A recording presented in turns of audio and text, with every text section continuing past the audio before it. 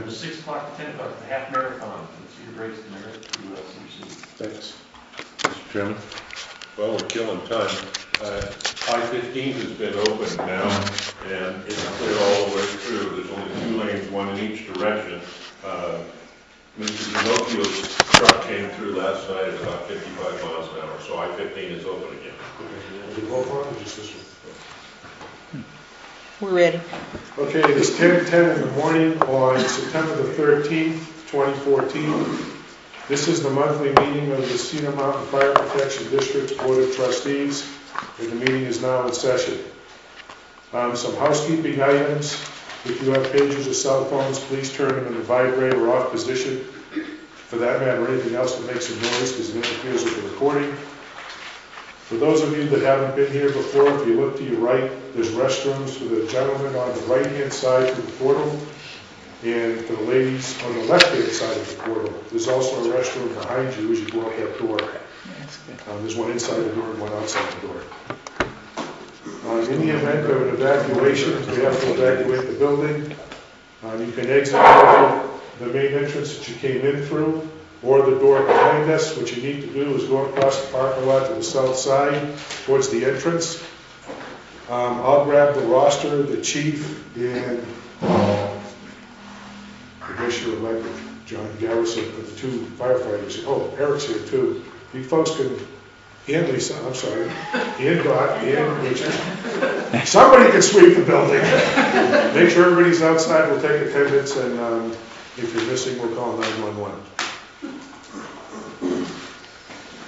Just as a reminder for those folks who haven't been here before, the board has agreed to conduct the meetings by Robert's rules, and by the way, we do have a quorum. Missing from the board are Frank Gagliardi, the district clerk, who has an appointment in Las Vegas, and Jim Barbeau, who I believe is traveling up from Cedar, and for whatever reason he couldn't get through the roadblock. Robert's Rules of Order. The chairman has the floor for the majority of the agenda. When a sponsor's turn arrives on the agenda, the chairman will yield the floor to the sponsor of whatever item is on the agenda. That person has the floor until they're done speaking, and then after that, board members can get my attention somehow and yield the floor to that person to make comments to the sponsor's agenda item.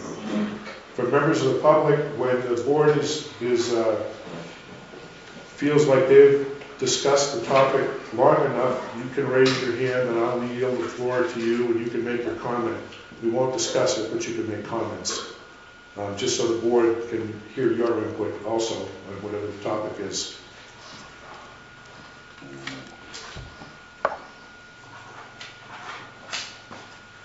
We've had a very busy summer, just without singling out individual names, because I think all of the people that are here in the room have been out on various calls, starting with that the Mammoth Creek fire way back in the spring, sometime. We've had a couple of wildland fires that our folks have responded to, specifically firefighter Dillon and firefighter Kruger, who is not here. They worked long hours on at least one of the 2, if not the 2. We've had a whole bunch of medical calls. There was 5 alone on the Saturday of Labor Day weekend. There was actually a fatality on 89, so thank all the volunteers that responded. I know the Bostons were there for 1. I'm not sure if the Garrisons were. I don't know who was and who wasn't. It's just all the volunteers. Thank you for your help. Can't have a district and fire department without the volunteers. The biggest fire, that, in case you don't know, and I'm sure it's around the village by now, was a couple of weeks ago, approximately. There was a huge cabin fire over in Swains Creek. The cabin burned to the ground. The chief was there, along with Lieutenant Gagliardi, and Van Dyne was called in later, along with firefighter Dillon and firefighter Kruger. I've seen pictures of the fire, and if you haven't been over there to see it, you should go over there. The trees were scorched, along with some of the pine needles on the ground, and if they hadn't contained it to where it was, we'd be having another shingles fire this year. It was a pretty big fire. So thank you guys for, and ladies, for responding. to all of our calls.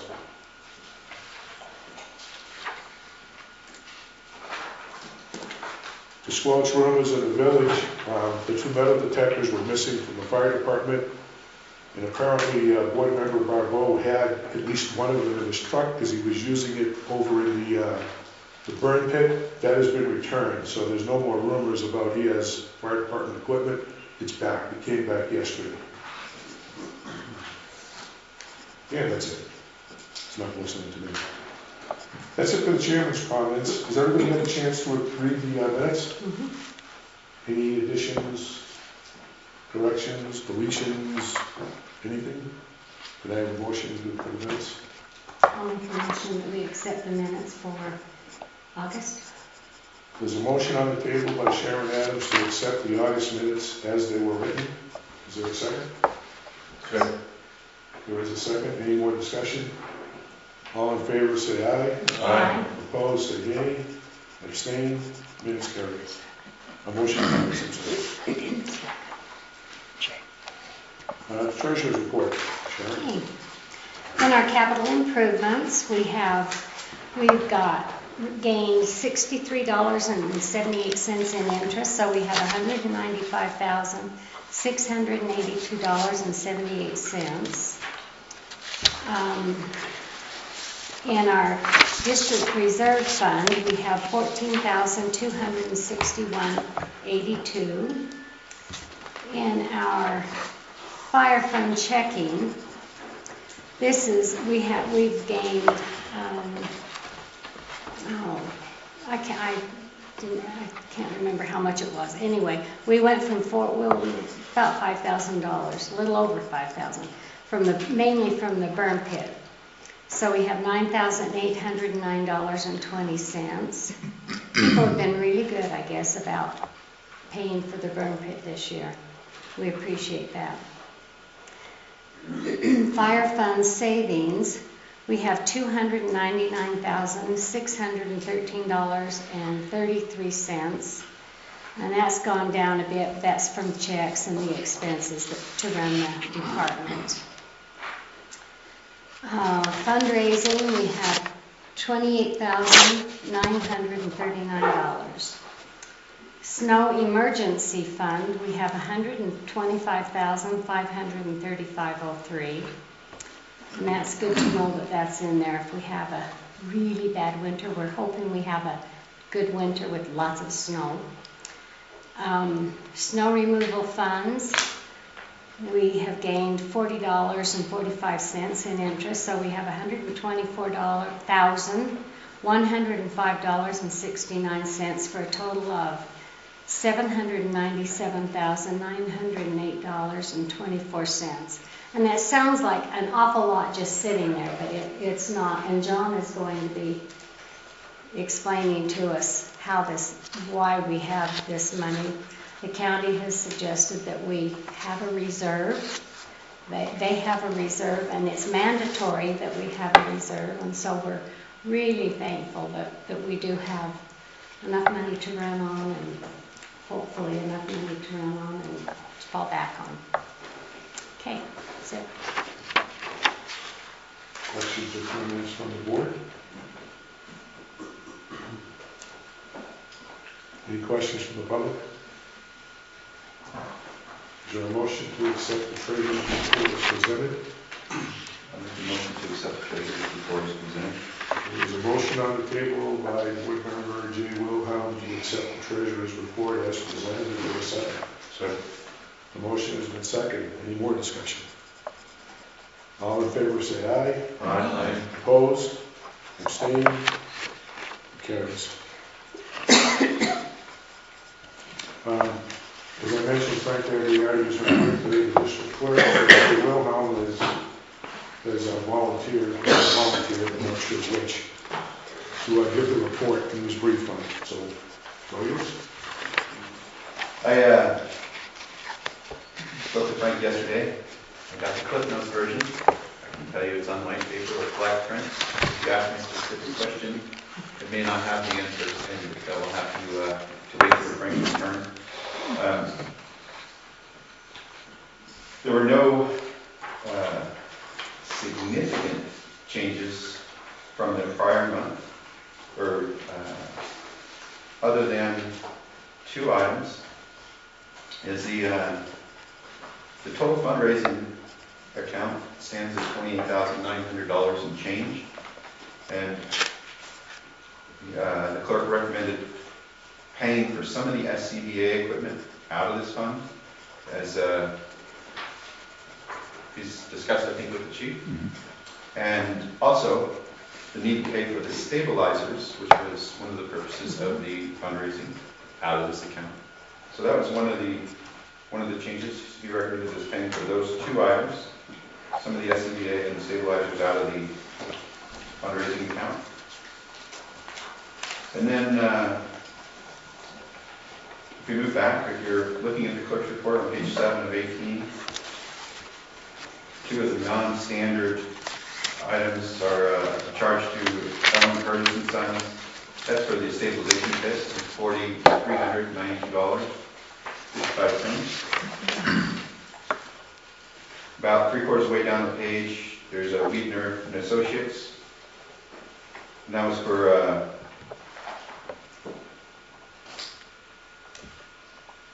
gloves and equipment coming out of the PPE grant. And the way that grant works is we have to purchase the equipment prior to submitting the receipt of the purchase, and then the grant reimburses us.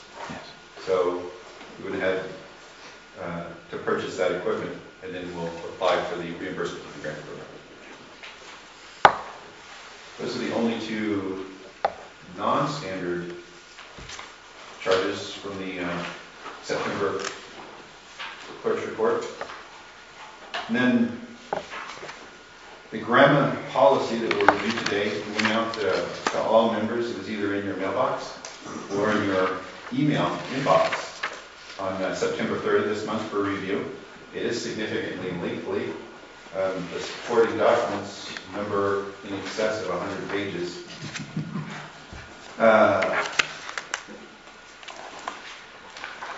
The state has informed us of a new chart of accounts for the budget. However, the clerk has said our budget is, our process and our chart for the budget is acceptable, and he is in the process of revising it to make it more in line with the new state procedures. The new state procedures are not finalized yet, so we're trying to keep up with them as they happen. So the 2015 budget is in work with the chief, and it will be presented in the October board meeting. Vehicle insurance and renewal has been submitted. That was looking at all the vehicles and making sure we were insuring the proper vehicle with the proper VIN number and the proper license and registration. So that's all been done. The lease copier was picked up on August 20th and returned to the leasing company. The roof repair is mostly completed. There are still a few items to take care of, but I believe that's happening to the cost of $24,440. The district backs up our electronic information with a program called Carbonite. It was discovered that while the chief's computers had Carbonite, the district clerk's computers had Carbonite. Most of the work for the district is done on the district secretary's computer. It did not have Carbonite. So Carbonite was installed, and now all the computers for the district are backed up with the same system. As a food for thought item, we previously heard from the county about the decrease in our taxable parcels. So once again, it appears we're losing about 1%, 1 to 2% of our taxable parcels per year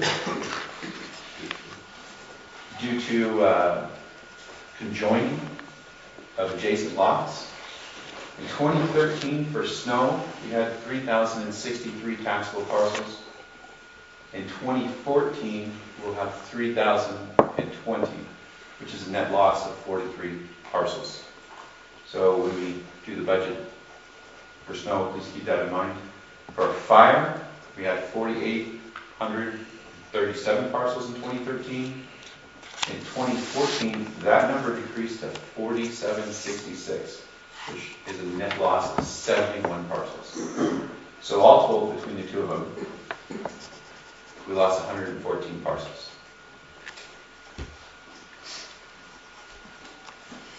Any questions? That concludes my Cliff Notes version of the district's clerk's report. Any comments or questions from the board? Nobody seconded, accept the, Any comments or questions from the public? nobody seconded. Actually, we don't have to, Accept. we don't have to move to accept the question.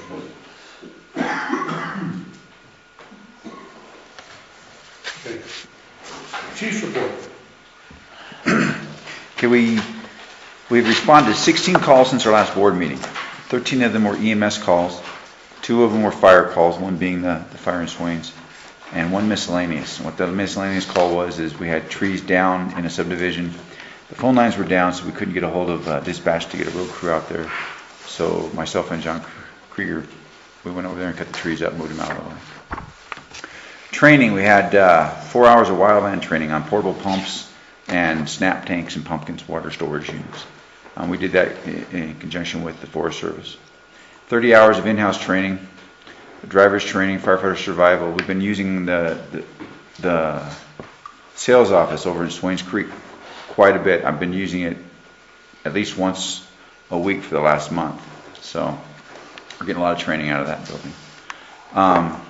400 hours total, including all the activities. It's everything from rig checks to maintenance on the building, as well as training. As far as training is related, we have UFRA is going to have a live fire training trailer. It'll be on our property on the 26th and 27th of this month, and we're going to be doing live fire training through UFRA. And then next month in October, UFRA is going to bring a flashover training simulator. So we'll be able to do flashover training here on site. As far as certifications, 3 of our personnel have received their Wildland Firefighter 2 certifications. That's Firefighter Dillon, Lieutenant Van Dyne, and myself. We're going to be issued task books for Engine Boss. That'll be a 3-year program where we have to work on fires and do different tasks to earn that certification. With vehicle maintenance, our rig checks have been done weekly. Engine 71 is, yesterday they were supposed to do the repair on it, but I didn't get word that it was done yet. So I'm assuming it still needs a repair on the throttle for the pump panel. Bear Diesel is going to be doing that. Regarding the plow truck, that is a FEPP vehicle, and we decided a couple meetings ago that we were not going to put any more money into it. Well, what I found is a 1983 Ford F-350. It's a 4-door, it's a 1-ton. We have access to that. On Monday, they're going to be putting a windshield in it, so then I can get it safety inspected, then I'll bring it back on site. And all the equipment has been pulled off of the Chevy vehicle, as far as the fuel tank that we can pump fuel out of, the portable tank, and the winch, not the winch, but the plow assembly, and the toolbox. Anyway, that stuff is going to be put on the F-350, so we're going to be swapping out that FEPP vehicle. It's supposed to be picked up within the next 2 or 3 weeks, the Chevy, as well as the Ford that we brought in from Kanab to look at. Once we got to looking at it, it needs more work than we're willing to put into it. So they're going to take that back at the same time. Let's see.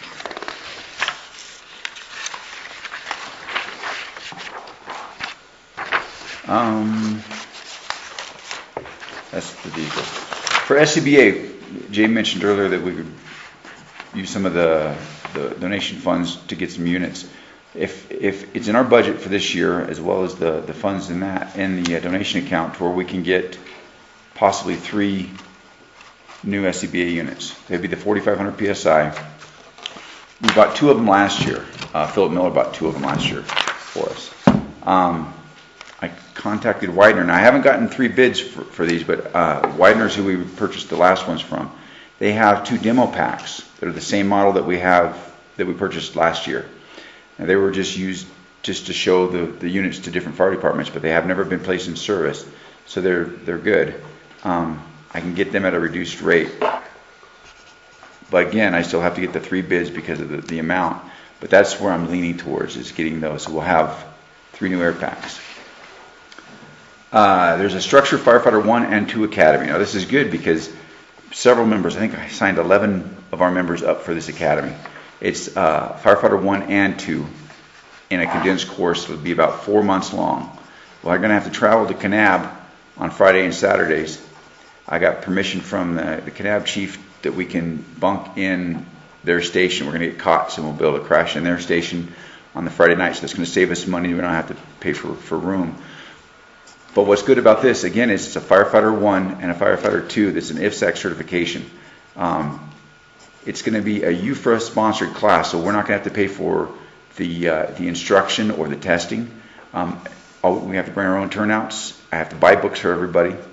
That's going to be, I was going to call you and get them last week, but I just didn't get around to it. It's going to be about a little over $1,000 for the books. We're going to be using the IFSTA 6th edition. I would like the workbook and the book itself for that training. There's also going to be an EMT class in Kanab. Now, with the EMT class in Kanab, they haven't gotten their curriculum formalized yet. I'm sorry, not the curriculum, their syllabus. They have to turn in their syllabus and it gets reviewed. But they're planning on doing the same thing starting in January. It'll be a Friday night, Saturday class. As soon as I got 2 people, Eric and Lisa Boston, are interested in that class. As soon as I get some more information, we'll be able to finalize that. We began our hose testing for this year. We got started. We haven't completed it. We've got all the 2.5 and the 1.5 done on engine 77. Just so the board's aware that already with that rig, we've got 3 sections of 2.5 that failed and 1 section of the 1.5 that failed. So that's going to be an expense. I feel that there's going to be even more hose that's going to fail inspection once we get into engine 72 and engine 71. But I don't know. I'll let you know. Pump testing, we're scheduled through Larson. They're the ones that did it last year in October. They're going to do our 3 pieces of apparatus, engine 1, 71, 72, and 77. And my last item on the list would be turnouts. We have ordered our new turnouts. The board let me match funds with the grant, so we were able to order 16 sets of turnouts. So everybody was sized up on September 4th, and the turnouts are expected to be here sometime by the end of November. So that concludes my chief's report. Any questions? Chief, do we have an expected replacement schedule for the hose? We're obviously losing hose at a pretty good rate right now. Yeah, it's in the budget. We have it in the budget for hose replacement. The hose hasn't been tested for several years on engine 72, so that's why I'm assuming that it's going to be a greater than expected amount to replace on that unit. But what we found on engine 77 when we did that, that's what we averaged out. That's our expected amount, and that is budgeted. We're going to find out once we do 72 how much hose we have to replace on that. Any other questions? Board? I have a question on EMT training. You said it was in January, Friday night and Saturday? Yes. Did you receive any more information from those 2 consultants about holding the class here versus down there? No, I haven't. But I am talking with them as far as our EMR protocols. So I will refresh that conversation with them. Just so the rest of the board is aware, because I don't know if I mentioned it to everyone. The thought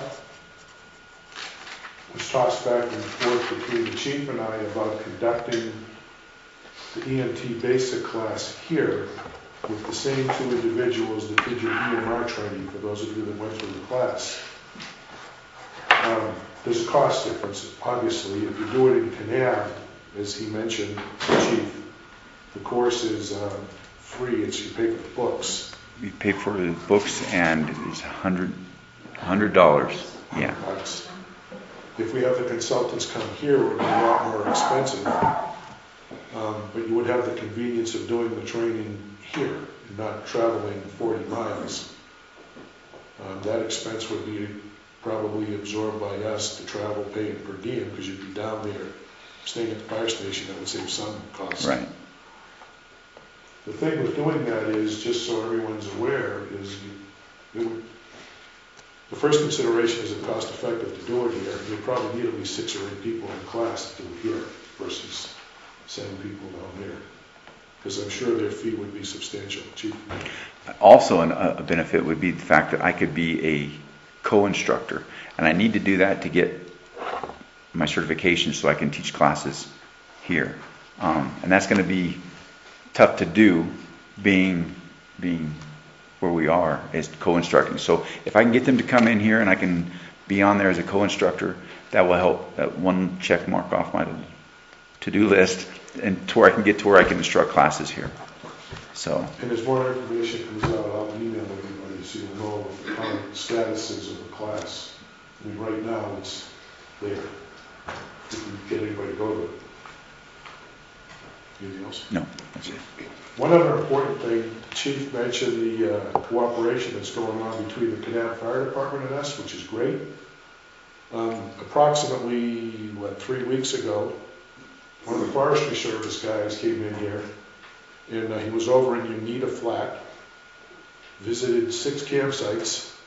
5 of them were left unattended with the fire still burning, so the threat is out there.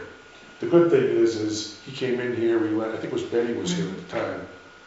You were out, you were here too. No, I wasn't. But there is cooperation going on with the Forestry Service and us, and they're aware of what's going on. That's a plus for the district. That's it for the chief's report. Yes.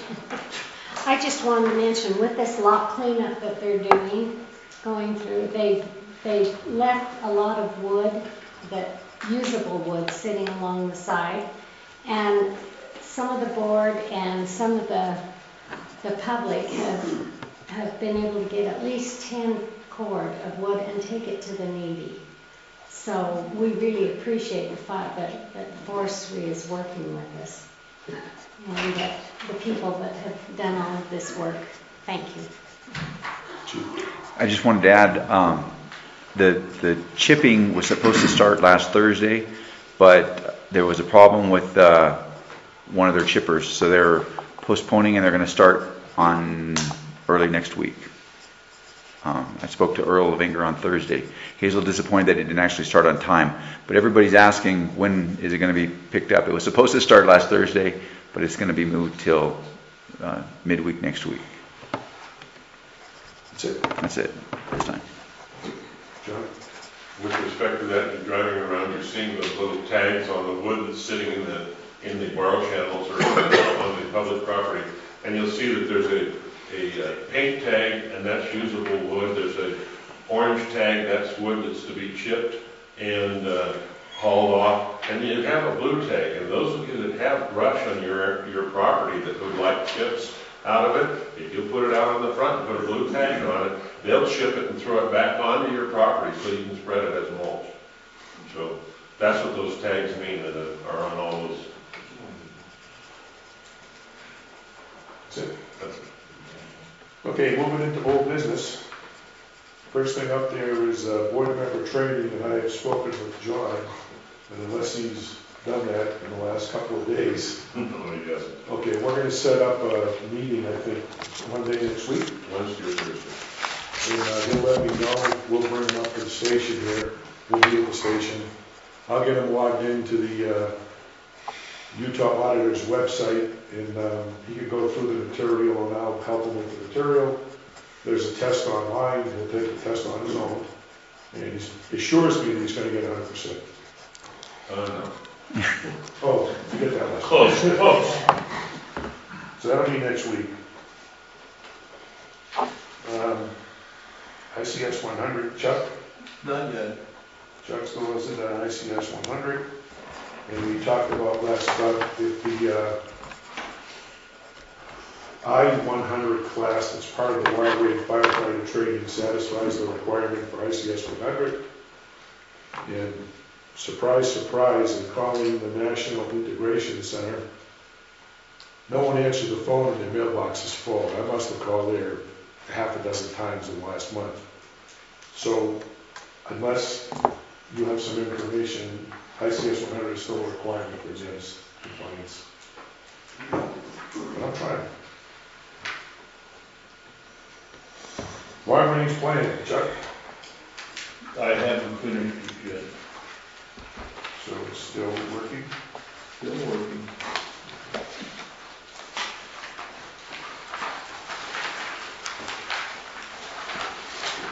Security cameras is Jay and Mike, and Jay is the lead on this because he was he volunteered.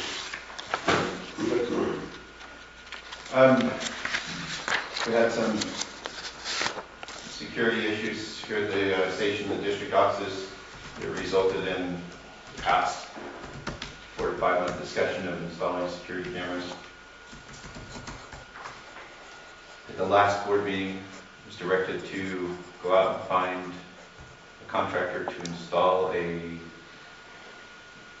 system that we would purchase, i.e. Walmart, Costco, whatever. And we had previously discussed systems in the range of $500 to $1,000.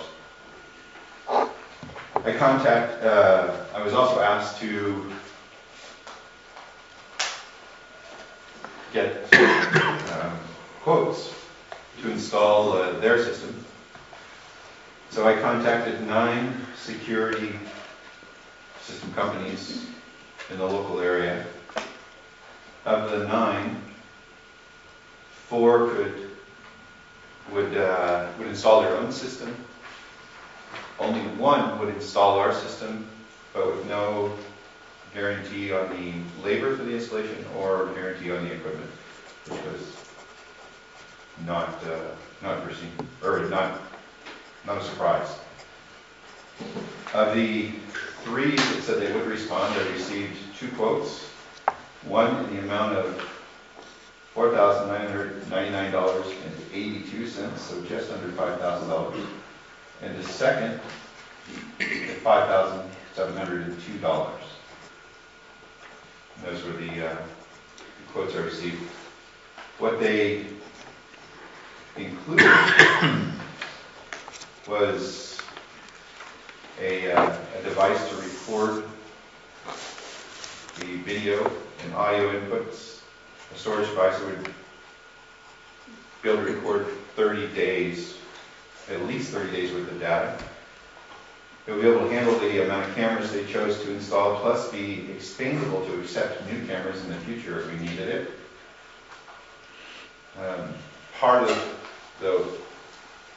I did have 4 on-site visits from 4 separate contractors, and part of the establishment was presently we don't have a hard internet line into the chief's office. So he operates completely wireless in his office. So we need to put a switch in that would add more hardline internet capacity. So we just asked them to put the switch in there. That way, instead of him being on a wireless system, he could be hardwired in. The completion times were within a week, and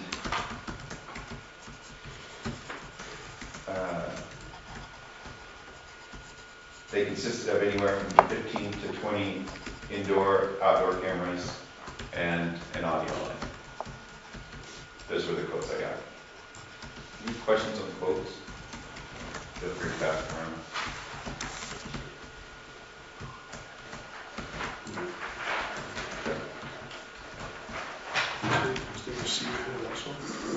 We have one. One sealed. Any questions on the quotes first?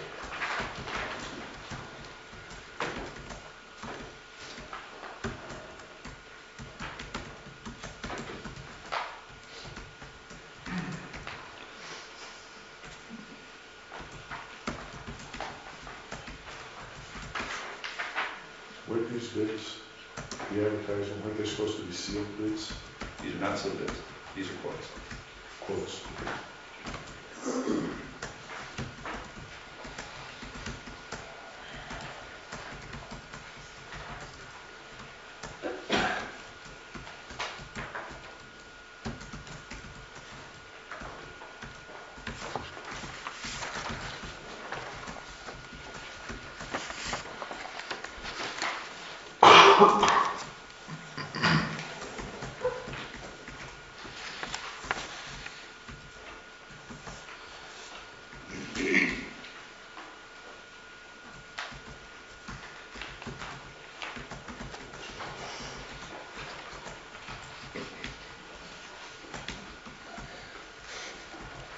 By the way, I neglected to mention while we're waiting, the last 2 meetings, John Garrison has spent his time, the day before the meeting, up here, scrubbing the floor, doing the bathrooms, and that sort of thing.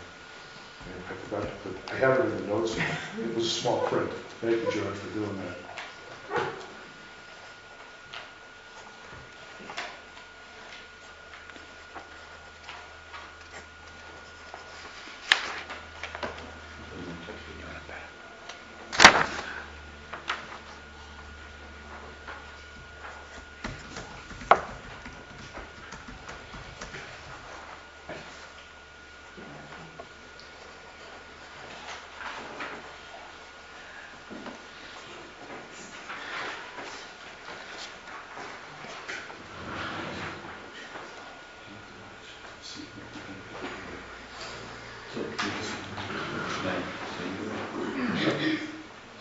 Can I continue? Yes.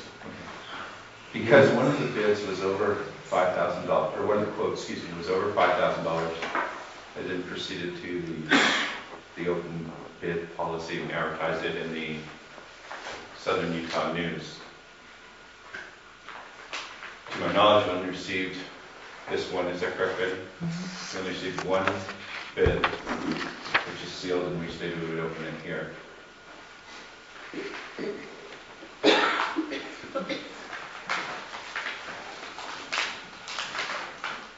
It's sealed, by the way.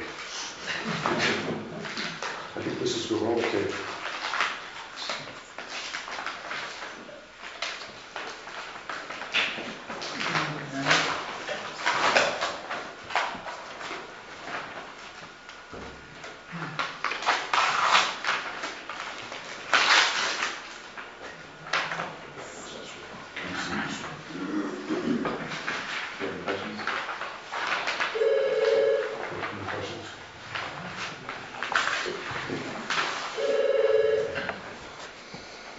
Okay, this bid contains the scope of work that Jay had written up and distributed to all the board members.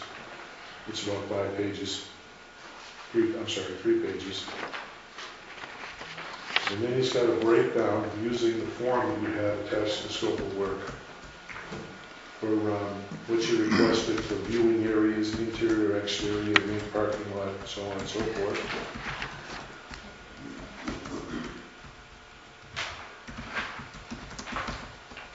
I know you want to get to the bottom line. The total of the bid, do I have to read off all of these in once? You broke it down by sections, I just told you. I don't think. Oh. The total for the bid is $14,021.38. Then we got the local paper down the street. That's a good question, Chuck. Got a lot of testimonials there. Certainly. Chuck is asking the question who the bidder was. Oh, Centennial Systems.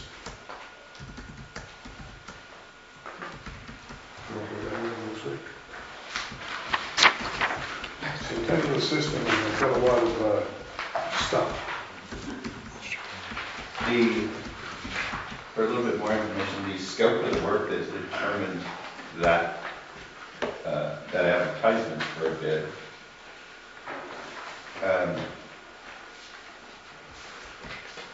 was established by doing not only the walk-arounds of the buildings with the potential bidders and with the people we got quotes from. It was also established by the technology that was available and is becoming more readily available. Like I said, the only reason I put it out the bid is I got a quote that was greater than $5,000, one of the quotes. So I felt the need to put it out the bid. However, the two quotes I got also, as far as installation goes and the equipment, the warranties, they don't include a bond on the quotes. And there aren't any time limits or constraints. They did offer, one said the work would start within 2 or 3 days and payment was due upon completion by a check. The other said half was due up front.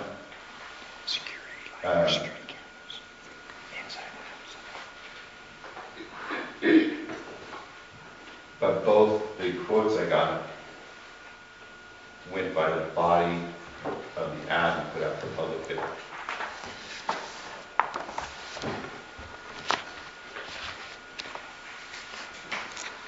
What we're passing back and forth is the name of each piece of equipment that's listed on the bid form. There's a description of it, that's what I'm showing the board members.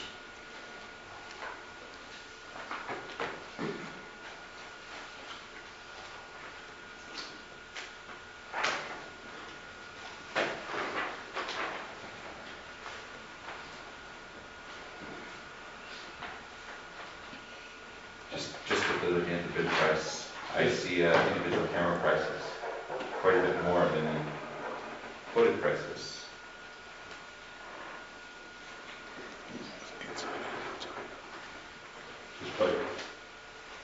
Yes, sir. Just by quick count, it appears that Jay required coverage of 8 areas, and the bid includes 17 cameras. So it was well covered.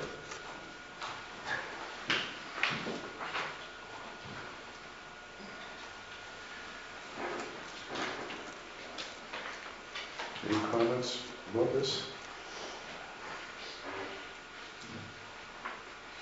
I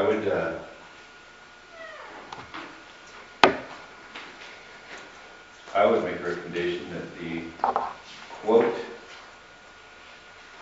actually, I would make a recommendation we not accept the individual bid we received.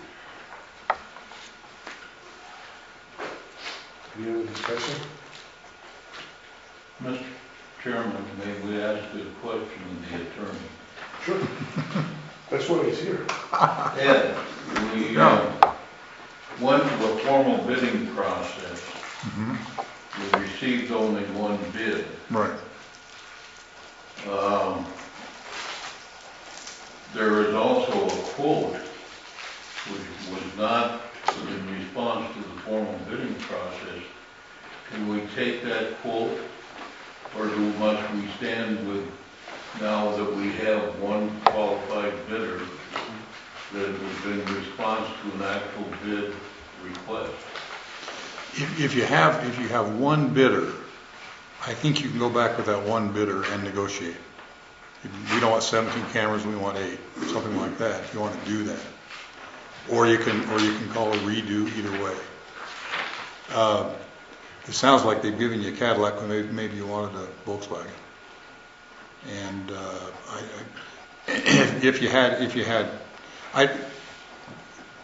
the specifications that were put out for the contract, what were they?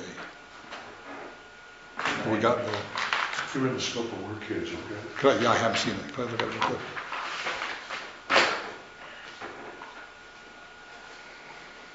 I think it's on page 2.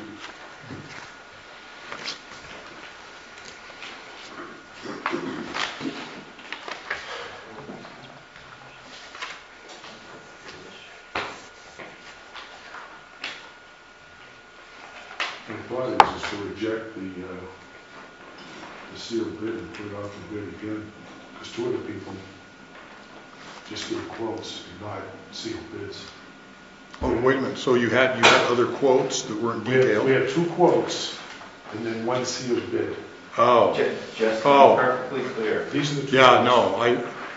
no, there's been some confusion already. Yeah. Go ahead. To be perfectly clear, the quotes were not bids. The reason we bid it was because one of the quotes came in at greater than $5,000. Okay, The security was a time-sensitive deal that's lasted 5 months. Okay. I didn't want to have to go another Okay. month, so I went ahead and put it out for bid, knowing that we could reject the bid Mhm. and accept an offer. I thought we could accept an offer less than 5,000 if we wanted, but because one of the quotes came in at over 5,000, yeah, I thought we'd come to this meeting and then I'd be Okay. told the policy says greater than 5, put it out for bid. So I went ahead and took the liberty to put it out for bid to speed up the process. Do you know what the $5,000 version includes? I guess you don't. In addition to the $5,702 and no cents, there's a caveat here. Prices do not include connecting to any other equipment other than the equipment specified in the equipment description in this proposal. Any equipment not provided by Southern Utah or Lyon will be subject to an hourly rate plus material costs for connections and hookup. Okay. So it's 57 plus. Okay. Well, Yeah, that's all there. you put a lot of work into coming up with a good scope of work and a good bid package. Well done, you know. And so it looks very thorough, very detailed. But I think what you probably want to do, since you know that you have others out there with interest that maybe didn't respond to this, maybe didn't see it in the sun or whatever, you probably want to reject that bid, just like you're saying, and have some conversations and see where it goes. You know, if you get under. The state code actually allows a quite a bit larger contract than that without formal competitive bidding. In fact, I think it was up to $100,000. But our policy is what it is, and we need to follow it. If we say competitive bidding in our policy for anything over $5,000, then that's what we need to do. But that is a very restrictive policy, and it could be a much higher number if you wanted to make it a much higher number.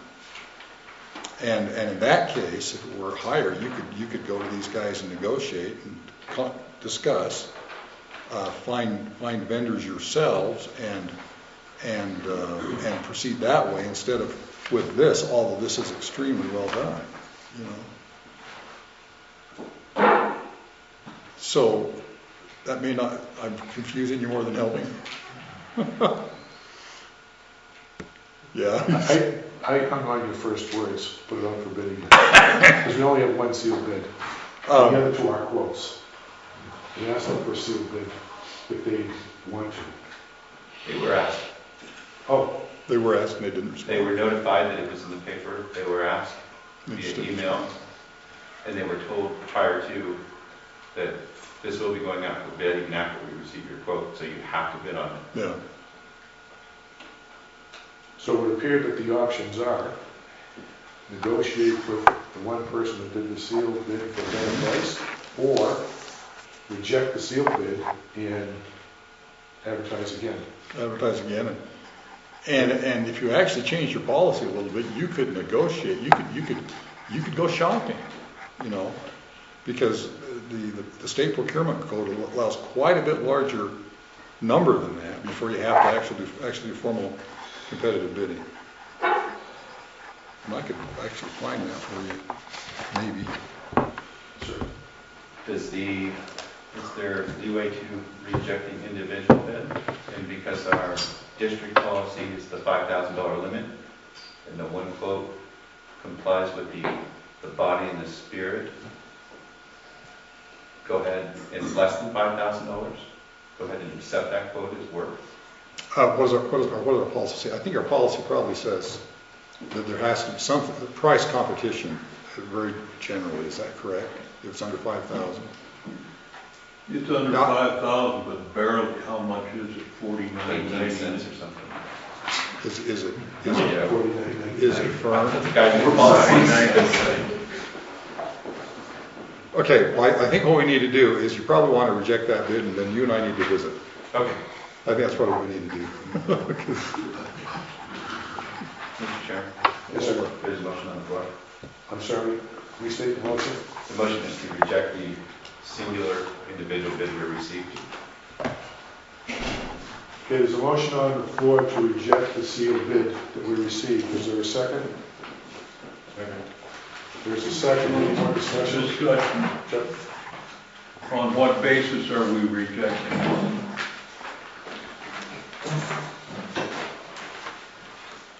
Customers. I would reject it as a board member because it exceeds our expectations based on the previous amounts that we'd heard from other vendors. And it exceeds it by 300%. I think that's excessive. But the other vendors, remember, did not, they didn't have the same specifications. They absolutely did. Yes, they did. They absolutely did. Yes, sir. Did they have the bond? The quote that I saw didn't include the bond. The bid required a bond. Because at that time, it was a quote and not a bid. It's different. It didn't comply with what the bid was. Now, what I'm saying is, why are we rejecting the bid? We can't use the other quotes because they did not meet those same specifications. I don't know who has the floor at this point. You do.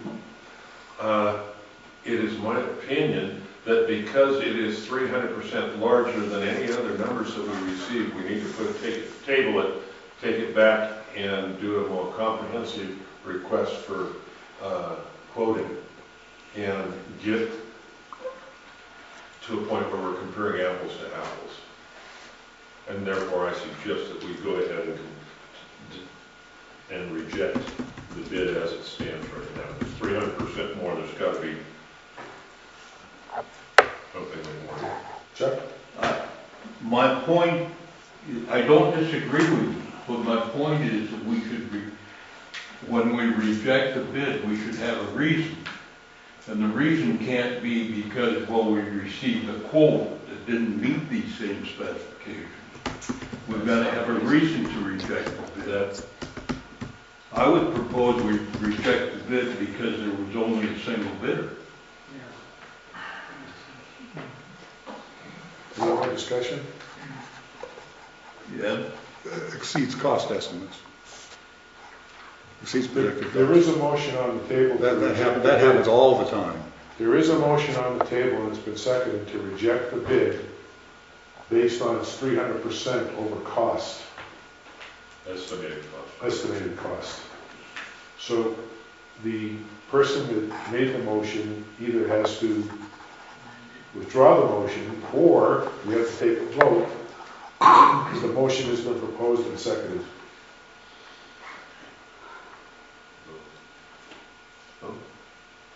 Restate the motion that we have on the floor. The motion on the floor is we're rejecting the one sealed bid that has been proposed based on the fact that it's over 300% of estimated cost of the two quotes. Why not just estimate it wrong? That's the motion that's on the floor. You asked me to restate it, and it's been seconded. Is there any more discussion? Call for a vote. All in favor say aye. Aye. Opposed? Abstained. So the sealed bid has been rejected based on the 300% estimated cost passes. And we're going to re-advertise, I guess. Yes, give me all this stuff back. We have Brandon who's going to ask a question, and then Scott, because he's had his hand up for a while. I put a simple system on my new building over there with just 4 cameras and a DVR, no alarm system, but the cameras, and I spent like $2,500. I had Bradshaw Electric do the whole thing. I don't know if you tried to get a hold of him, but he did a good job on We it. advertised it to the public, and we went to everybody that was in the phone book and loan, that advertised, that did that kind of stuff. Scott in the back. My last department, we went through this whole process 2-3 years ago, and we had the same problems, just all over the place with the bids. And what we finally came down to is we wound up putting a Costco system in our building. Unfortunately, we did it ourselves, but it worked out just fine, and it was well under $1,000. That was the $599 system that they sell, the 8 cameras and the... Yep, covered everything. That, we've talked about that already, and the reason, you haven't heard the meetings, but the reason for that is Chuck wanted, had requested some kind of recording capability for up to 30 days, and I didn't know at the time if it did when I first presented it. Ours recorded for 48 hours, and you have the ability to send it off site if you want. Thank you. Yep. Sir? Jerry Eckhart. Thank you. This is a bit of a tip of an iceberg, guys. I've got a home in Florida, and we had a problem in our community, and we looked at it, just like you guys. The annual maintenance fees, the repairs, if anything goes amok, can be hundreds of dollars per hour to show up. And I would go back with what Brandon's suggesting, you know, something that's locally, that you're dealing with someone that you know. It can be an astronomical thing, and believe me, you'll find an excuse to come out to spend $300 an hour. So, just a suggestion. I think we all agree with that, unfortunately, because it's a government organization, we have to submit bids, is that correct? Well, that's what I'm trying to find you right here. Commissioner Heaton? I'm not sure you have to if it doesn't exceed a certain amount. I just don't know what the amount is. If it's like you said, and you can get it under $1,000, I think you can do it straight out of the budget. I think that's what he's looking up. I think. Sir? Yeah, this building owned by the Forest Service. Why wouldn't they contribute? No, we own the building, they own the land.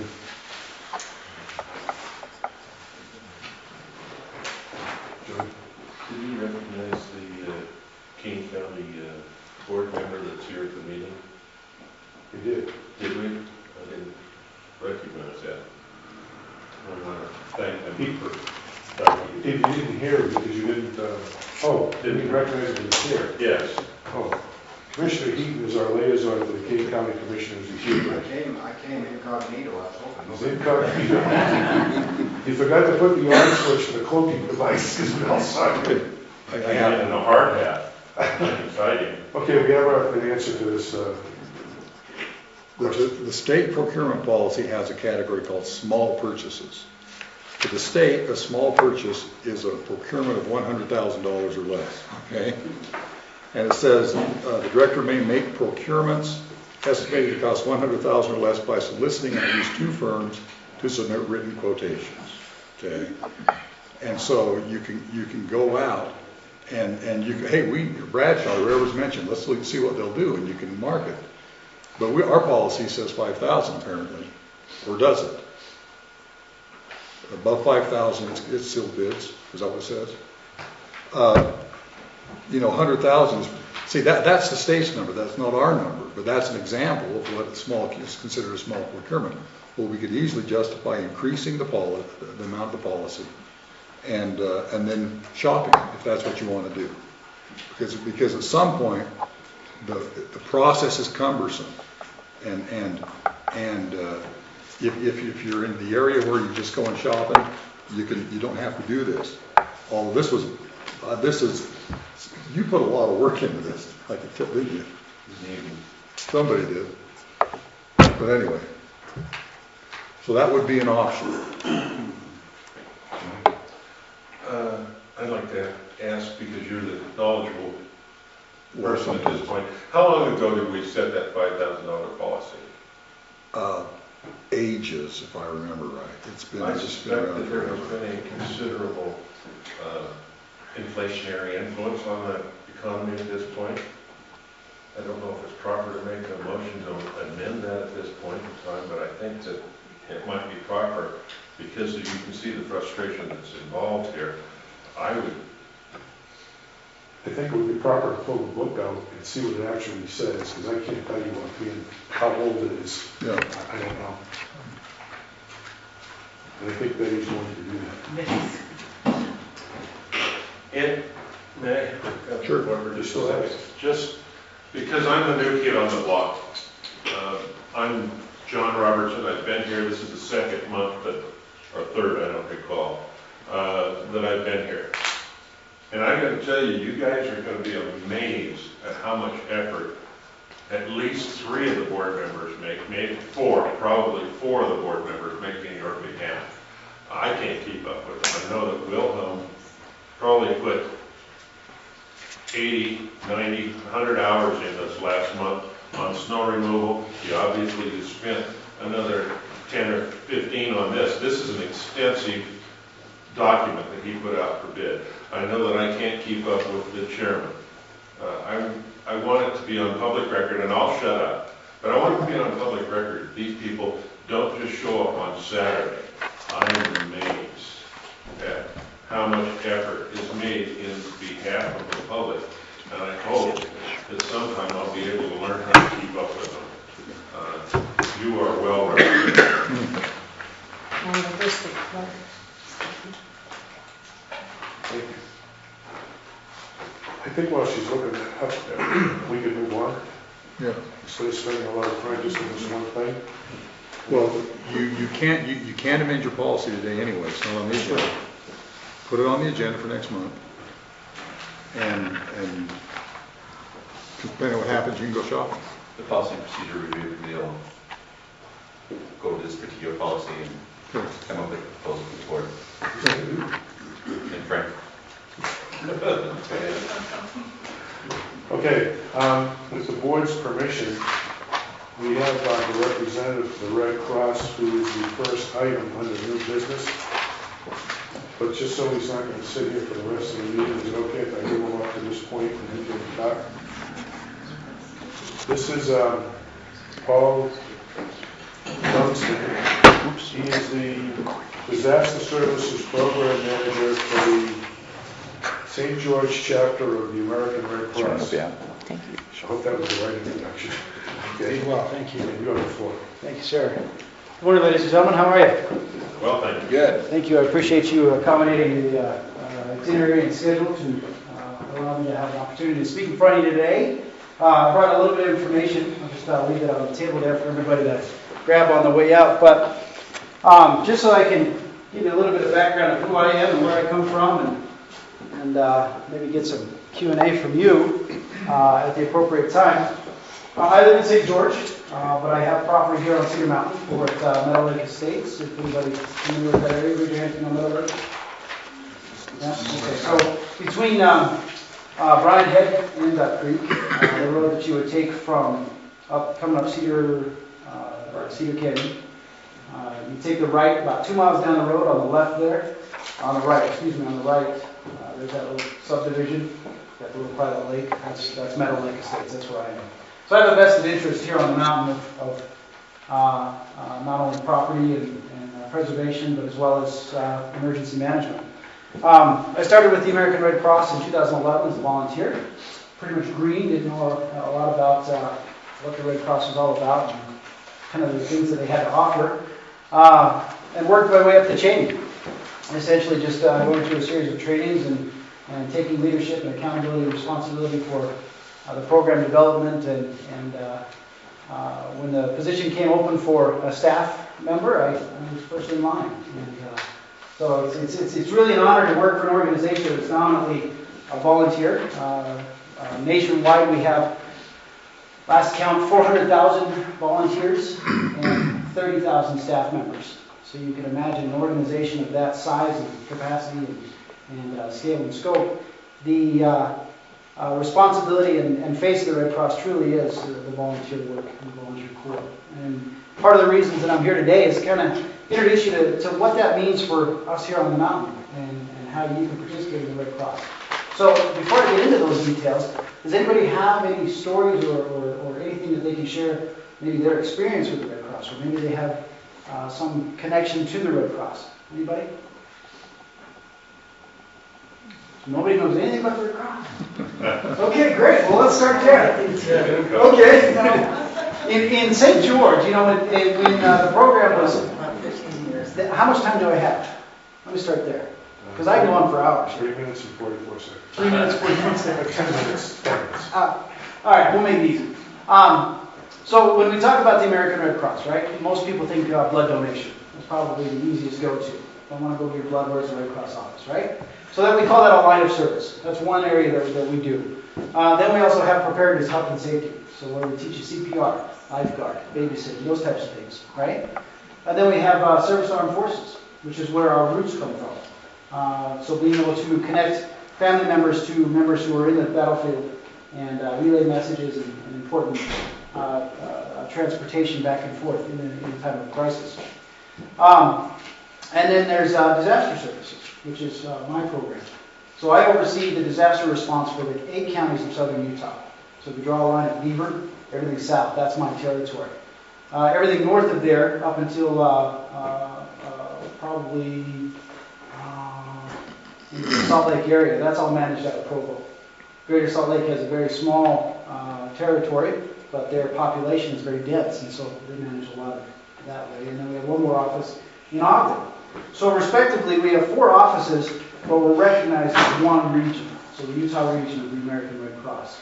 In our division, we have 9 states, and that will possibly change to 12 here in the next year or two. So there's a lot of structural reorganization to accommodate our new business model. Traditionally, up until about 5 years ago, we were running a 21st century business off a World War II business model, and it just wasn't working. We were losing a lot of money, we were wasting a lot of time and energy, and the technology we were really behind on. And so what that means for us here on the mountain is we really didn't have access to the services of the American Red Cross. In disaster services specifically, if there was an emergency, if there was a fire, if there was an evacuation, if there was some kind of situation where the Red Cross was needed for mass care, how could we support that? How could we do that? We really couldn't. We didn't have the capacity, we didn't have the manpower, we didn't have the skill. So that's the purpose of this conversation today, is to give you an opportunity to revisit the idea of participating in the Red Cross here locally, in our communities, here on the mountain. So when we talk about how to get engaged with the Red Cross, it's really easy. All of it is pretty much done online anymore. You just log into the computer, you do an online application, they send you through a quick background check, comes back green, then we start with the online training. The majority of the classes that you take from home, in front of your computer. And pretty much you just watch a video, answer a few questions, and then if you're like, you got it, great. If not, go back and review. And then you can learn the basic skills of mass care. So when we talk about mass care, there's sheltering, there's feeding, there's bulk distribution, right? But basically just checking on your neighbors, making sure that everybody's okay. And then a couple years ago, if we remember the shingles fire, that was our closest incident. And it was really a wake-up call for our headquarters in Salt Lake, saying, hey, we need to really stabilize some manpower and support them in the southern Utah area. So shingles fire was didn't really have a major impact, but we saw a lot of evacuations. A lot of people who were up for the summer went home and prayed that their cabin didn't burn down or that their second home didn't burn down. How many of you live on the mountain permanently? So it's probably a good reason why you're here at this meeting, right? You've got a vested interest in your community. You want to stay safe and make sure that the proper people are taking care of business, right?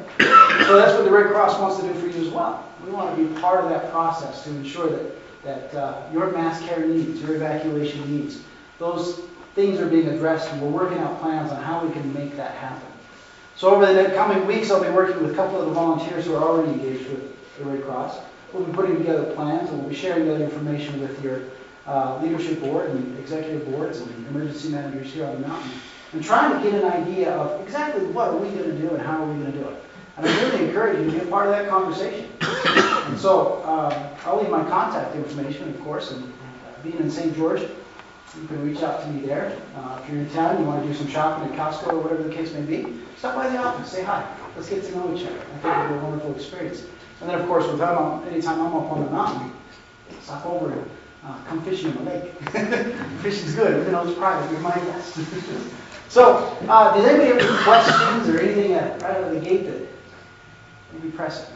Okay, so let me tell you a little bit about the information that I got. Number one is how to join us with the Red Cross.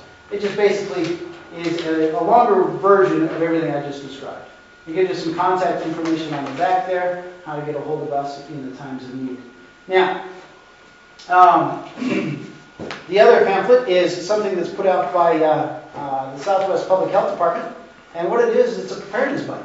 It's a program that they've instigated in Washington County that essentially says, I am going to pair up with a friend, and in a time of emergency, I'm going to make sure they're okay after I know I'm okay. So it runs you through a checklist, and just starts you thinking in that process on how to be a preparedness buddy. So it's a really neat program that's taken off, and we're having a lot of fun and success with it, so I encourage you, consider that up here. If you don't already know that you have a neighbor that maybe you can check on, then reach out to one. So this gives you a starting point for that. So, any questions? All right, bottom line, Red Cross does have a presence in southern Utah, and just because we're on the mountain doesn't mean the Red Cross won't be able to respond and meet the needs of the communities that are already here. So, thank you very much. I appreciate the floor time. I'll turn it back over. I have one question. Sure. I brought it up to the fire chief, and I don't know, I feel the community would get on board pretty much. But how about having a mobile blood drive out there? We'd love it. Huh? We would love it. Absolutely. I think we probably have 50% participation out of this room. I don't know. I don't always speak for myself, but for me to go down to St. George to give blood, I got to make an appointment. It doesn't get fit in, and it is a long drive both directions. I just wonder if you could get enough people to where we have a sign-up sheet, what you would possibly need for donors to be able to come on site. Yeah, I think that this room in itself, we could easily justify sending them over to up. And we can do it on a regular basis, no question about it. So There's a lot of us that are involved with a friend who's needing a kidney now. Is there a way that we can donate blood here and support their need? Well, the way that the blood donation works, as well as the fundraising for disaster service, is when you donate, whether it's material or blood, the finances or blood, we like to have those as unrestricted as possible, so that it goes to where the need is greatest. Right? So I'll give you an example. Without naming names or incidents, there was a representative of the Red Cross said, if you donate, then those funds will stay in this area. Well, it ended up being that those funds were not available or not needed in its entirety. And so that money was locked in and couldn't be spent anywhere else because we honored the respect of the donor.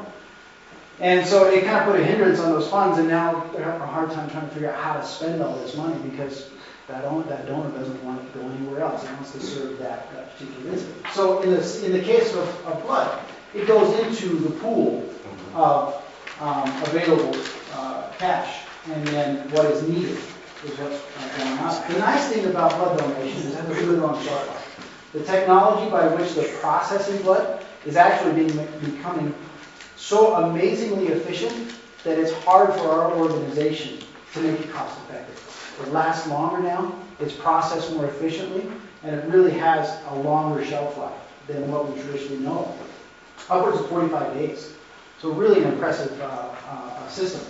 So yes, absolutely, we can donate and create a blood drive on behalf of a particular individual. Hey, we're supporting this person's recovery, what case may be. Now, whether or not your specific pint of blood goes to that individual, it's really impossible to say. Yeah. But we can at least support their... Absolutely. We can on their behalf, no question about it. And so to answer your question directly, we do have a mobile unit, 3 or 4 as a matter of fact. And our blood donation center in St. George will host blood drives 2 days a week in the office. The rest of the time, they're out in the field somewhere. And they'll go as far as Kanab, Cedar, up here to Bryan Head, all across the mountain. Really, it doesn't make any difference the way the system's set up. So we can definitely support that and make it an annual thing. We just have to have enough notification to where the information can get out so people can be aware of it. No question. Stuff like that. I mean, I don't know if you do it on a weekend, but our population changes by probably 50% on the weekend. Yeah, no question. And so I don't know, it could maybe get these people on board. I just think, you know, you see it on TV all the time that they want a blood drive. Yeah. Because there is a shortage. Yeah. And I think maybe we could do our part to help, I don't know. Yeah, no question. So anybody that wants to organize or head up a blood drive, whether it's the one that you're referring to, or anyone outside it, maybe you've got your own little network of friends and you want to do your own blood drive, just call the St. George office. And then we'll route you to the right operator, and then make sure that we can get that organized for you. Really, it's a simple process. You just talk to the drive coordinator, get some information from you, and anticipate how many units they would anticipate to collect, and then bring the appropriate equipment. So, really easy, fast, no problem. How many people could you do in a day if you had it I don't work directly in that line of service, right? So if we think of the line of service, think of like the military, right? The Army, Navy, Air Force, right? We're all working for the same goals, we just have different ways of doing the things. So in blood services, it's my understanding that they can collect in one blood drive 55 units at maximum. So what that translates to how many donors that is, I don't know the math. But a unit of blood is a unit of blood, and that's what they take. So 55 units, I think, is the capacity for one drive. Now, if they did 2 drives in one day to accommodate, how many 10 units, that might be the case. So there are options, and by no means do we want to lose the opportunity to collect that. So. Yeah, I think I talked to that lady right there on the board there, Sharon. I think she'd like to get involved in something like that. Did your seat just get really hot? No, I mean, you seem to get involved with things in this area as far as not our homeland security, but what do we call it? Emergency and stuff like that.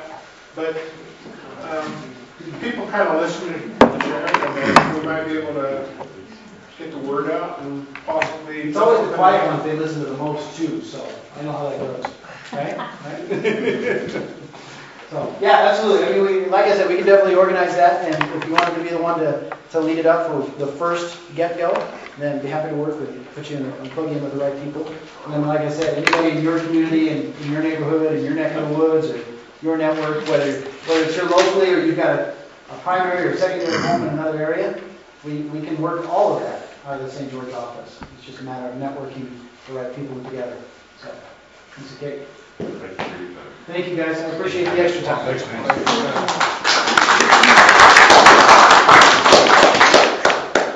Just as a follow-up to that, the original contact with Paul and what drive is a good idea. It was to set up some kind of agreement between the Red Cross and the CMFPD, and also been working with Elton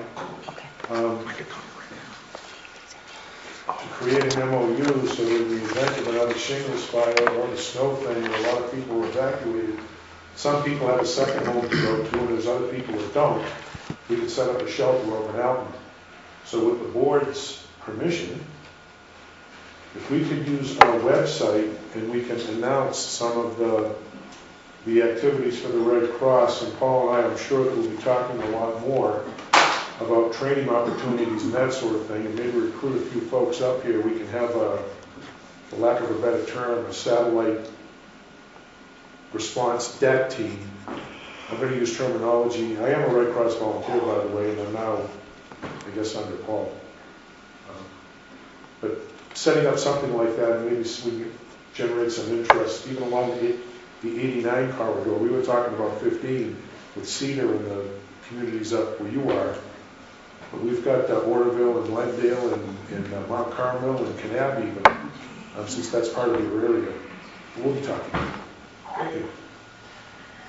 Okay, it was mentioned to me that nature is calling for some folks. Do you want to have like a 5-minute break to use the restroom facilities?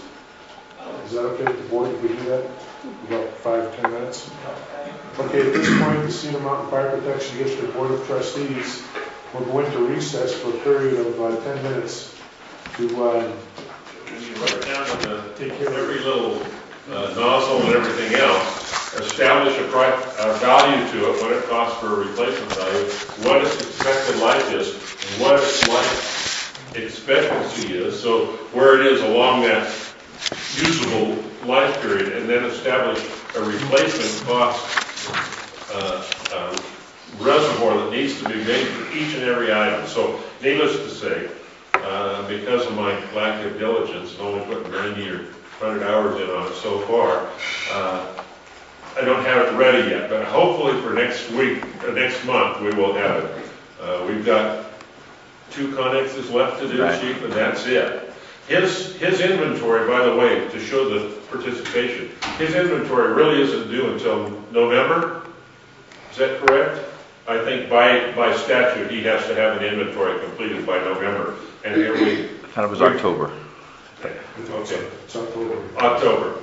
But we've been working diligently to get that accomplished, but it has not yet been accomplished. So I can't finalize this yet, but we will. And once we've got the inventory, then we have to sit down and put a cost value to each and every item. So it is expensive.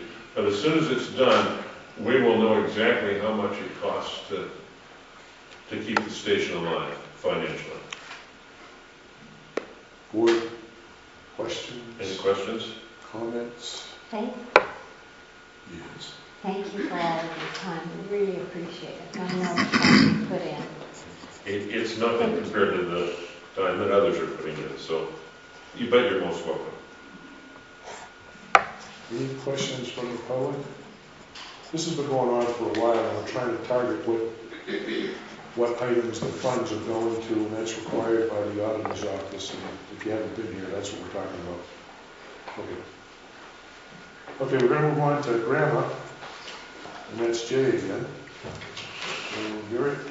Okay, as you walked in the door, hopefully you saw a policy and procedure. The order number was 4, Roman numeral 4, -B-100. You had an opportunity to pick that up. If you didn't, it's also up here on the overhead projector. GREM is the Government Records and Access Management Act. And we went through our audit late spring, early summer. One of the auditors brought up the fact that we did not have a policy to address this. So we tackled it, the Policy and Procedure Review Committee tackled it. We tossed around an order number because we didn't have a policy. We got to establish where we should put it. Came to concurrence it should be in under 4B100. It's an initial issuance. Utah State Code, most of the stuff falls under Utah State Code, Title 63G2.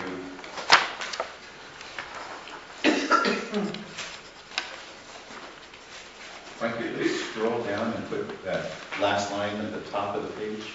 There you go, perfect. Almost. Keep going. There you go. So there are 4 pages of this policy, page 1 through 4, plus there's all the additional forms listed by name in the procedure section of the policy. And I think, I want to say there's 15 or 16 different forms. Like Frank had in his clerk's report, these forms went out, this whole package went out, the forms went out, 15 forms went out on the Saturday following the last board meeting, so almost a month ago. And then on the 3rd of September, this draft went out to all the board members.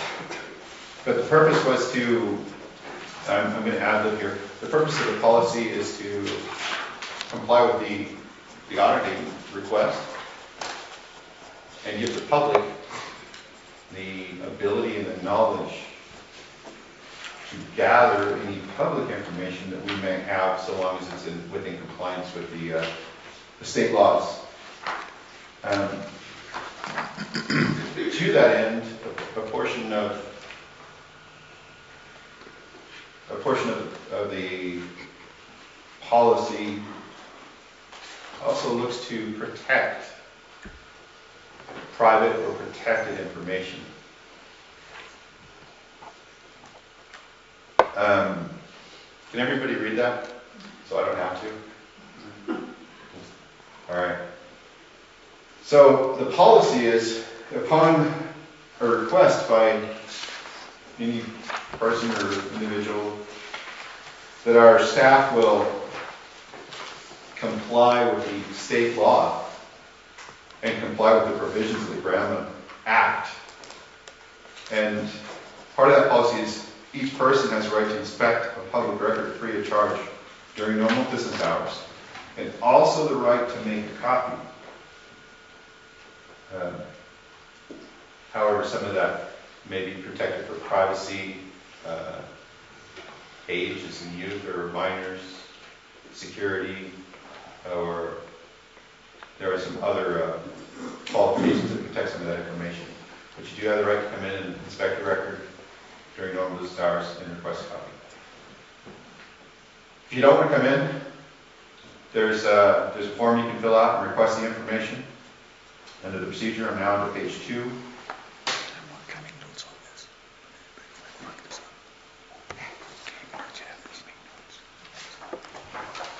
Pretty standard.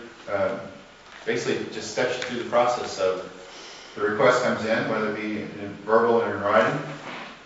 A records officer, which is also happens to be our clerk at this time, gets the request. He determines the validity of the request and makes sure that it complies.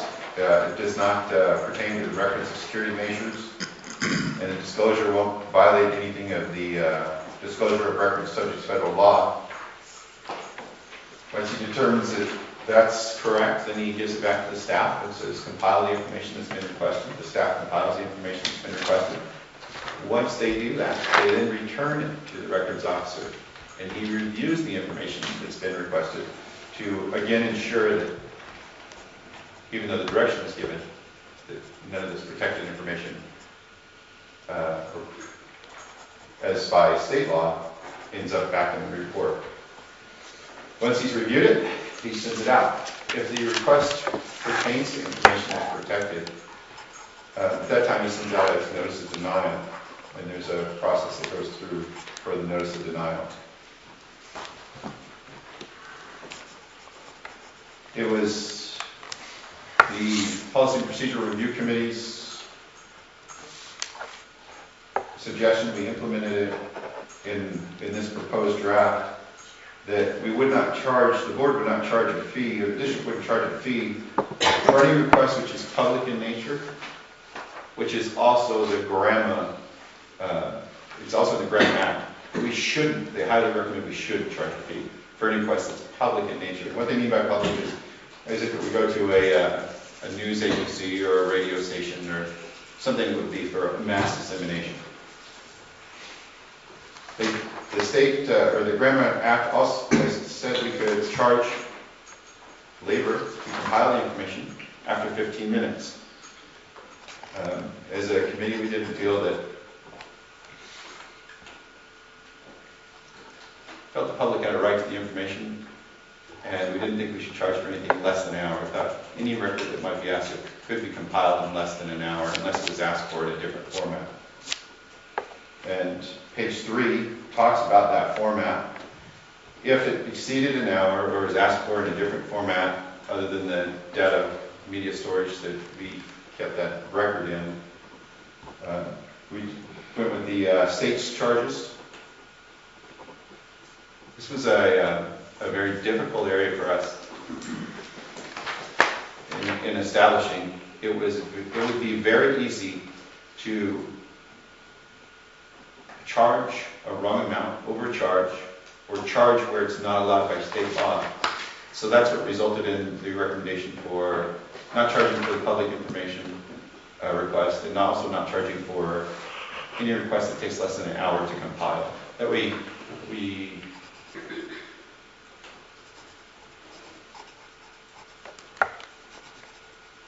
lessen the opportunity by about 95% to charge a wrong amount for something that's required by the GRAMA Act and the State Code.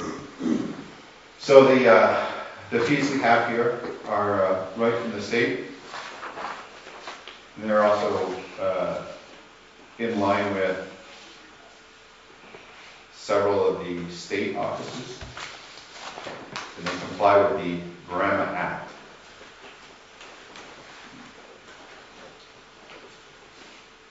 On the back of this policy, or attached to it, You can see I'm reading from this binder. This is what I referred to earlier. There's greater than 100 pages of supporting documentation. But some of those forms that are available, they're also available online. If you want to Google Grandma, Utah, you can find it. Or you can go to the utah.gov website, navigate your way around and find it there. But some of those forms, just so you have an idea of what this entails. In no particular order are the grandma request form, the grandma consent for the release of information to a third party, the grandma records request notice is a referral, grandma's records request notice for extraordinary circumstances, grandma request for information about at-risk employee to be classified as private, grandma fees, grandma appeal notice of denial, it's the appeal to the local appeals versus the local board, grandma appeal notice of denial, that's the appeals to the state records committee, grandma notice of appeal to the chief administrative officer, grandma notice of appeal to the state records committee, grandma claim of business confidentiality, grandma request notice of denial, record sharing agreement for contractors and private providers, record sharing agreement for government entities, and grandma classification worksheet. Those are, to my knowledge, or to our knowledge, all of the documents, the supporting documents that Ms. Cundiff presently has available on her website. I did speak to her. She oversees the administration of the Grandma Act within the state of Utah.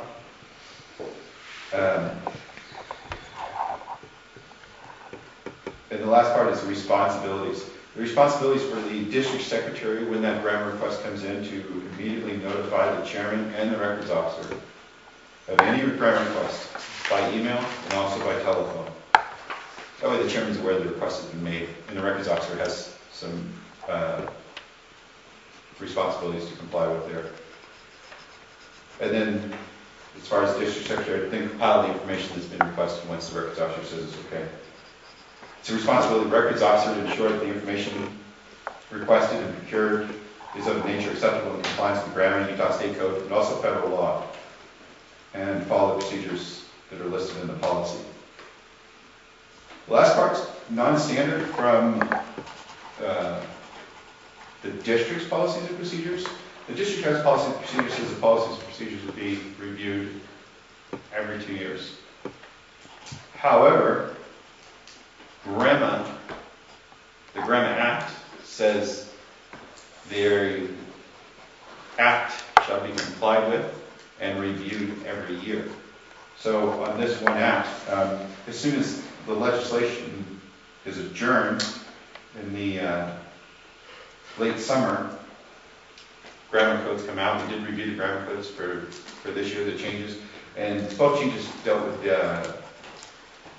the dissemination and recording of information pertaining to minors. So they didn't directly affect the policy you see in front of you today.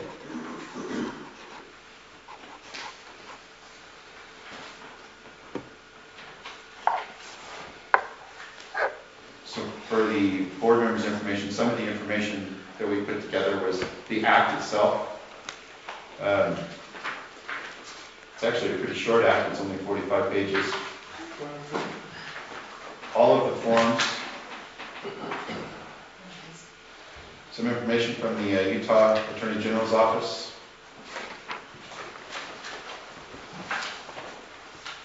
And then the training documents for the Records Act essential for government employees. If you want to review them, they're in this, they will be in this binder, and that will be held by the records officer in the district office.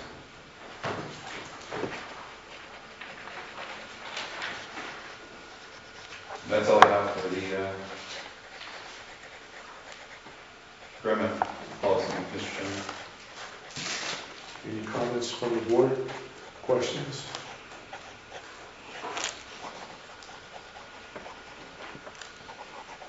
Any comments from the public or questions about grandma? I always waited for somebody to ask, who's grandma stand for? Yes. I was hoping there was more.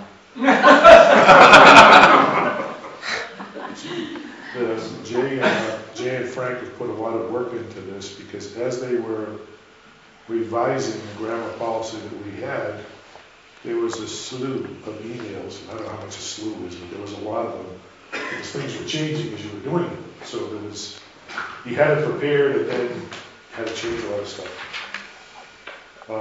I actually have. You know, Okay, I'm ready. yes, go ahead. I'm not aware.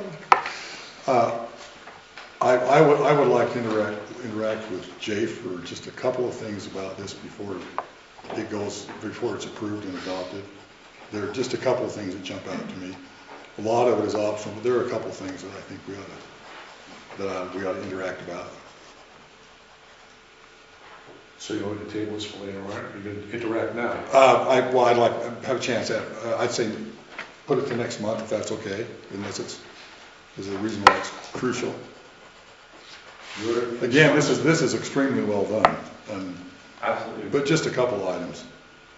You're the sponsor, you have any objections to that? No objection. Does neither the board have no objection, because the sponsor does. Okay, we're going to table the grammar policy thing, so Andrew can come next month and sit here for another 2 hours. Okay, we'll table that. Next item on the agenda is, it's a two-part deal. The snow removal committee report, as they've been reviewing the contract, help of Wally Johnson from the public who sat in on the committee. And I think for most of the meeting, we called 3 snow contractors. I know Andy and Brandon were most of them. And Nolan Anderson, he's not here right now. So I'm going to turn this over to, volume shots. Turn this over to Jay for the snow committee report, and then we'll do the conflict of interest thing. Okay. First off, as the snow committee chair, I'd like to say thank you to my fellow committee members, Sharon Adams, John Robertson, Wally Johnson, and member of the public for volunteering to serve and for giving up their time to come to the meetings.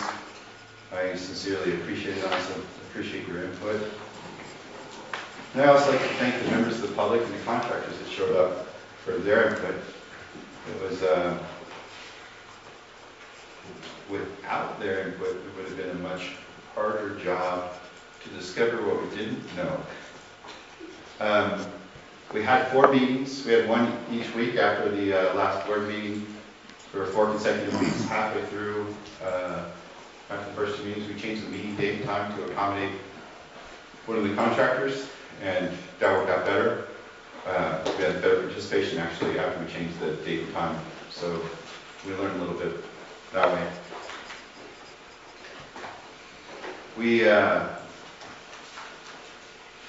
The purpose of snow committee meetings were to evaluate the effectiveness of the present snow contract, the financial obligations, snow removal obligation, contractual obligations and responsibilities of the district, and to make a recommendation to this board regarding our findings.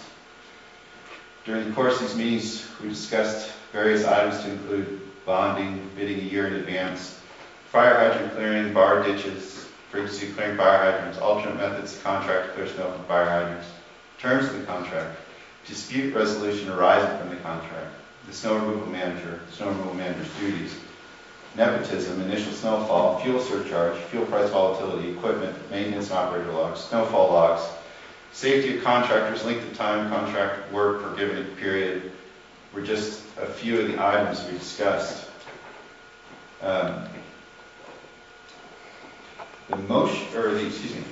The recommendations that we have for the board, I'd like to make 2 recommendations right off the bat. Is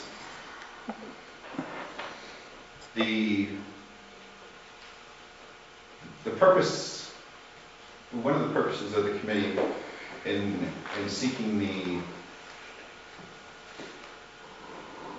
a refinement of the way the contract is presently done was to bid it in such a manner that when the budget process came around in the fall of the preceding year, that the board would know the complete cost of snow removal to include the spring and then the fall of the following year.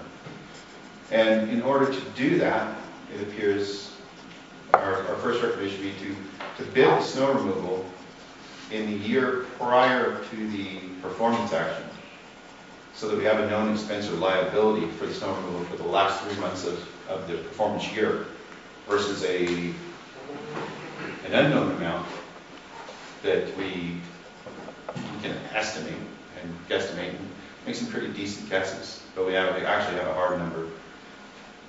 The second would be the term. If it were to be, there's some discussion, and as a committee, we have a multi-year contract, which is beneficial to our community, is beneficial to our contractors. It gives them some peace of mind to know that they're going to be on that job for several years versus just a year and have to rebid it. It gives them the opportunity to invest in equipment to continue doing the job. Versus a singular year contract, which, because they don't have those opportunities, their expenses may be higher. They don't have the chance to bid out some of that stuff, or to spread out the cost of some of the equipment they operate or use over the longer period of time. So their bids may be higher. Also, in that term, came up that we would like to not obligate a future board financially to a decision made by this board.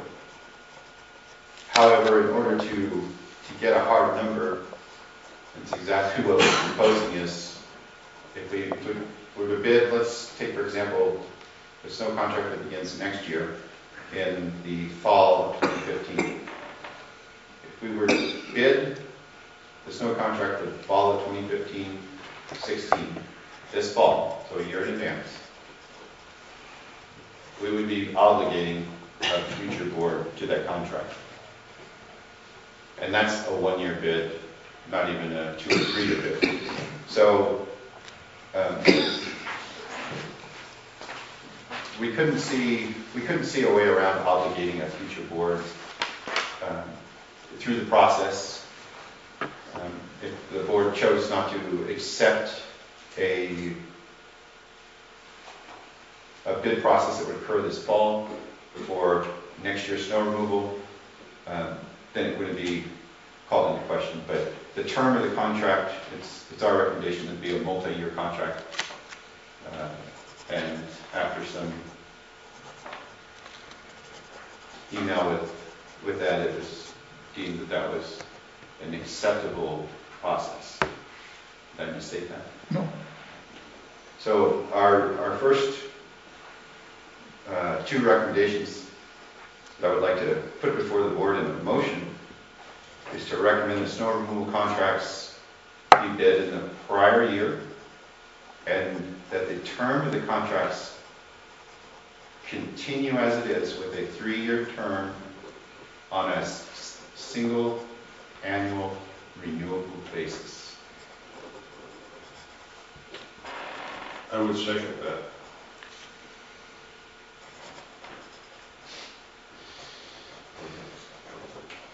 Is that a motion? Yes, it was a motion as a second. Okay, there's a motion on the table to continue with a 3-year contract with an option of every year, single year, for the board to pull out of the contract. Is that what the motion is? No, it's just to continue the language we have in current, the general language we have in current contract of a multi-year award that's renewable on an annual basis, or however that. Okay, there's a motion on the table for a multi-year contract that can be renewable on an annual year basis. That's your bid. And it would be bid in the year prior to the performance. And it would be bid the year prior to performance. Everybody understand what the motion is? You understand the motion? There's a second. Any more discussion? All in favor say aye. Aye. Opposed? Nay. Poll the board. John, Aye. Jay, Aye. Chuck, Aye. Mike, Yay? Sharon. Aye. Okay, Motion carries motion carries. 4-1. Okay. Continue. For the benefit of the public, any contractor can be removed for cause at any point during his contract. So if during that 3-year period, the contractor can't say, well, I've got a 3-year contract, I can move right on through and do whatever I got to accomplish. Because of the way the contract's written, the public is protected, and the contractor can be removed mid-contract, mid-year for cause. So you are protected.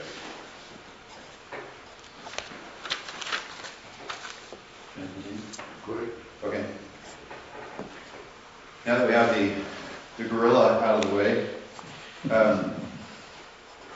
the other recommendations the subcommittee has for the board is to remove the $5 per gallon surcharge clause.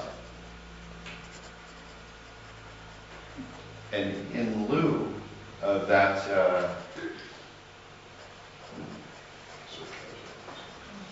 surcharge clause, implement a formula which would adjust the bid. We're asking the bidders to bid in a prior year. They've established their fuel costs are approximately 12 to 15% of their overall bid.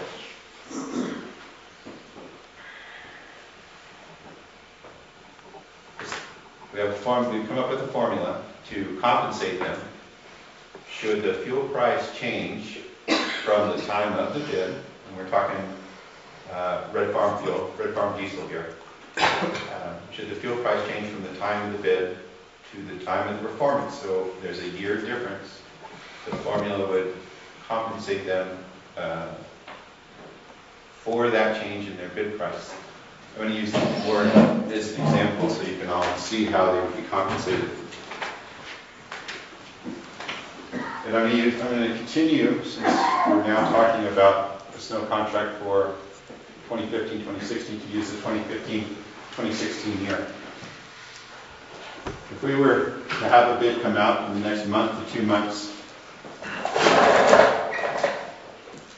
and the price of Red Farm fuel was $4 per gallon, and in the fall of 2015, the price of Red Farm fuel raised to $4.40 per gallon. We've got a 10% increase in Red Farm fuel. If the contractors, we'll take one contractor is awarded a bid, and we'll make it easy, and we'll say that contractor's awarded bid is $100,000. The established fuel is 15% of his cost, so his fuel portion of his contract is $15,000. The cost of fuel rose 10%. Based on its contract award, and the cost of the fuel rising being 10%, the fuel being stated as 15% of their contract price. 10% of this is $1,500. We would increase the contract award for that year by $1,500. And we would repeat that process in year 2 and year 3, so that whatever they bid it at presently, as the fuel changes, as the market goes up, they have they're compensated for that risk. And remember, we're asking them to bid a year in advance.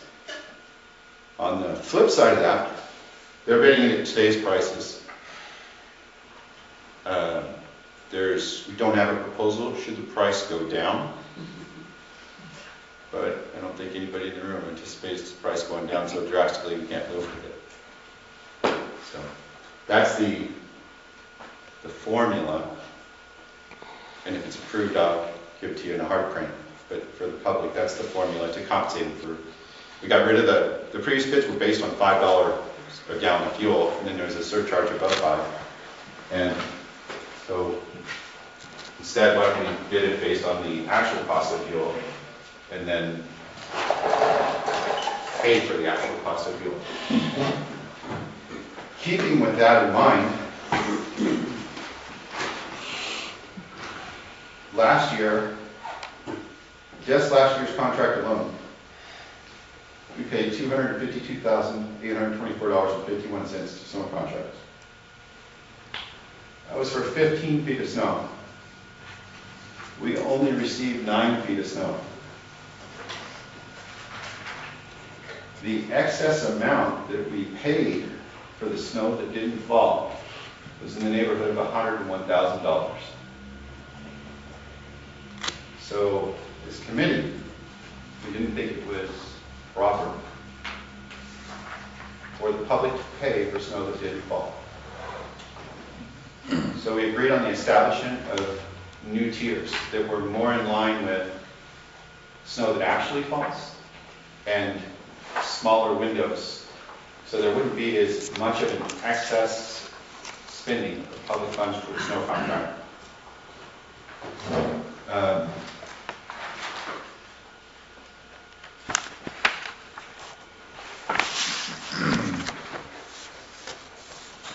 Through research, we established that the recorded 100-year storm average height of 41 feet was in 1974. And a 50-year storm average was recorded at 32 feet. However, records haven't been kept for 100 years. They haven't even been, records we could use haven't even been kept for 50 years. So based on the 50-year 32-foot height, we came up with new tiers of 0 to 9 feet. This past year we had 9 feet of snow.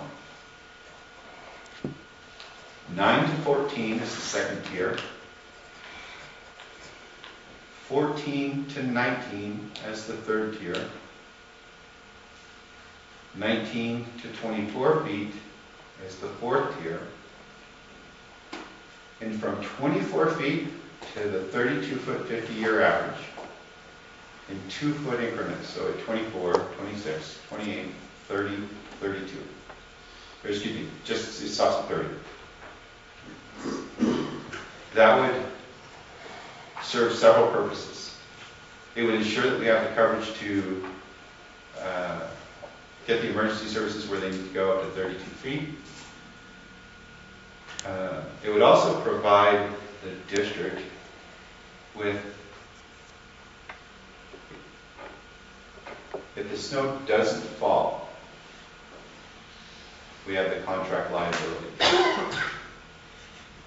And in some cases, there can be an overage. It provides the district with a mechanism to pay out for the overages and have a 50-year storm reserve.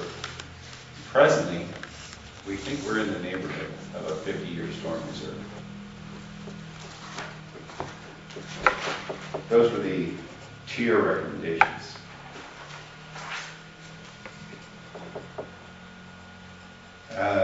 Another recommendation, additional recommendation we had was the snow removal manager. One shouldn't be a board member as conflict of interest may exist. We didn't really come to a finite conclusion about the position of snow removal manager and did we actually need a snow removal manager. The contractor stated to us that they need a liaison to the district, but much of the duties in reviewing the previous snow removal contractors' duties and responsibilities weren't enforced or complied with. So we didn't have a lot of the data that was in those duties and responsibilities and within the contract to base our recommendations on, because so much information was missing. Additional recommendation is on the thought that we don't want the taxpayer to pay for snow that doesn't fall, is to measure the snow in each subdivision where the snow falls, so the taxpayer is actually paying for the actual work.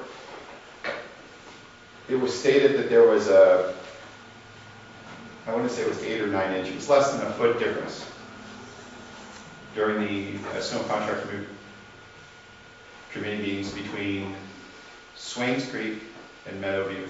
Guys, correct me if I say something wrong, please. As a committee, we believe that difference on a cumulative basis over the course of the year could be significantly more than that. So we would ask the board to, one of our commission, pay a volunteer or come up with a process this year to begin collecting data to measure the snowfall in each subdivision so that we can see for next year's contract if we made the appropriate choice, because we don't presently collect that data. All we do is measure it here at the station.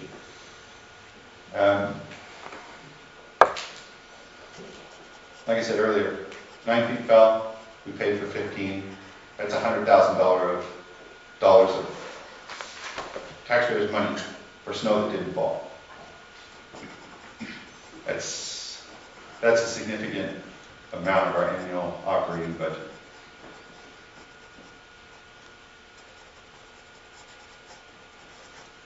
If the data would show that there's not shows a disparagement,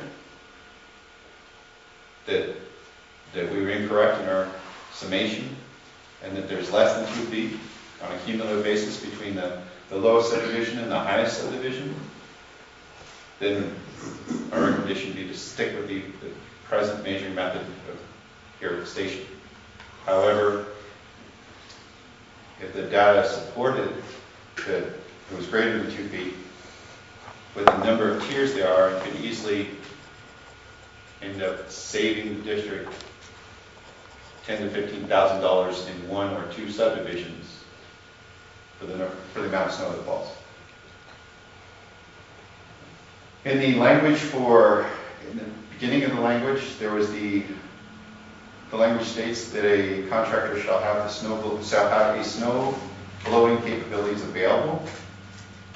And during the committee meetings too, the contractor stated that they could not perform the job without it, although they didn't operate the same equipment as the third contractor. In this process, it came out that the third contractor, even though the language is in there, was not using that technique, snow blowing, to clear the fire hydrants. So it's our recommendation that stronger language be placed in the equipment portion of the contract, and to go away from available, because while it seems vague in nature, because even though the wording was in there, and that was the process that determined for the fire department to keep the contracts clear, when that time came, that contractor didn't use snow blowing equipment, even though it was available. He used yet another process. So if we expect the hydrants to be cleared by snow blowing equipment, we need to put that language back in there.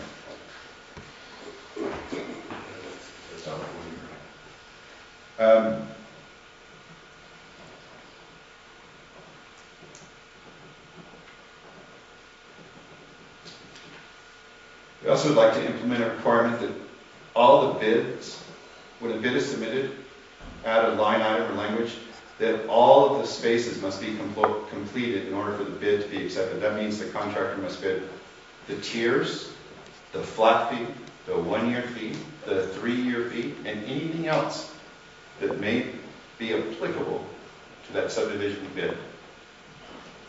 The purpose of requiring them to submit those bids would be to gather long-term data on how, for future boards, on how that would have affected the choices they make. But we should at least gather that data.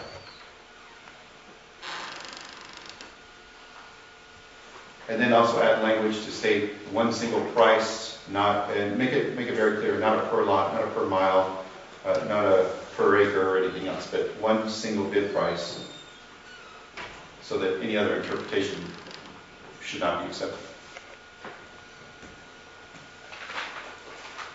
Ladies and gentlemen of the committee, is there anything that I have omitted that you would like to add? Two things.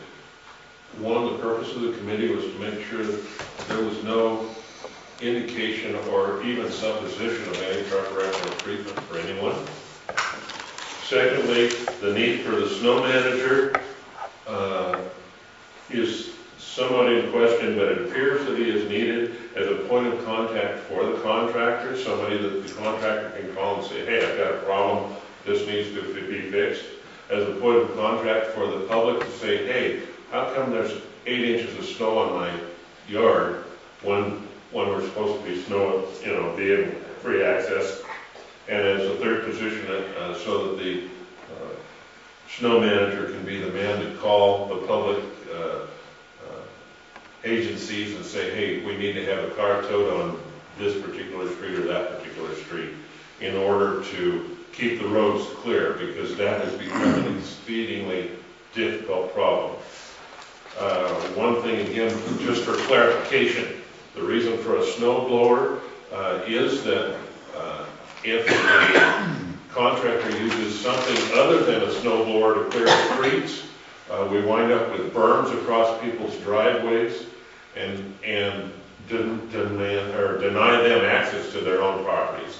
We have to have that done. We work very hard to work on that, and a snow blower is required, in our opinion, so that everybody can have access to their own property. Just for point of clarification. I'm sorry. I don't think we're saying that the contractors are going to blow. I mean, No. everybody ends up with the berm. The one process makes it a really hard compacted berm, Yes, right? that's correct. And I wanted to state that there will be no one telling a certain contractor that you cannot plow so that somebody else doesn't get mad if their roads aren't plowed.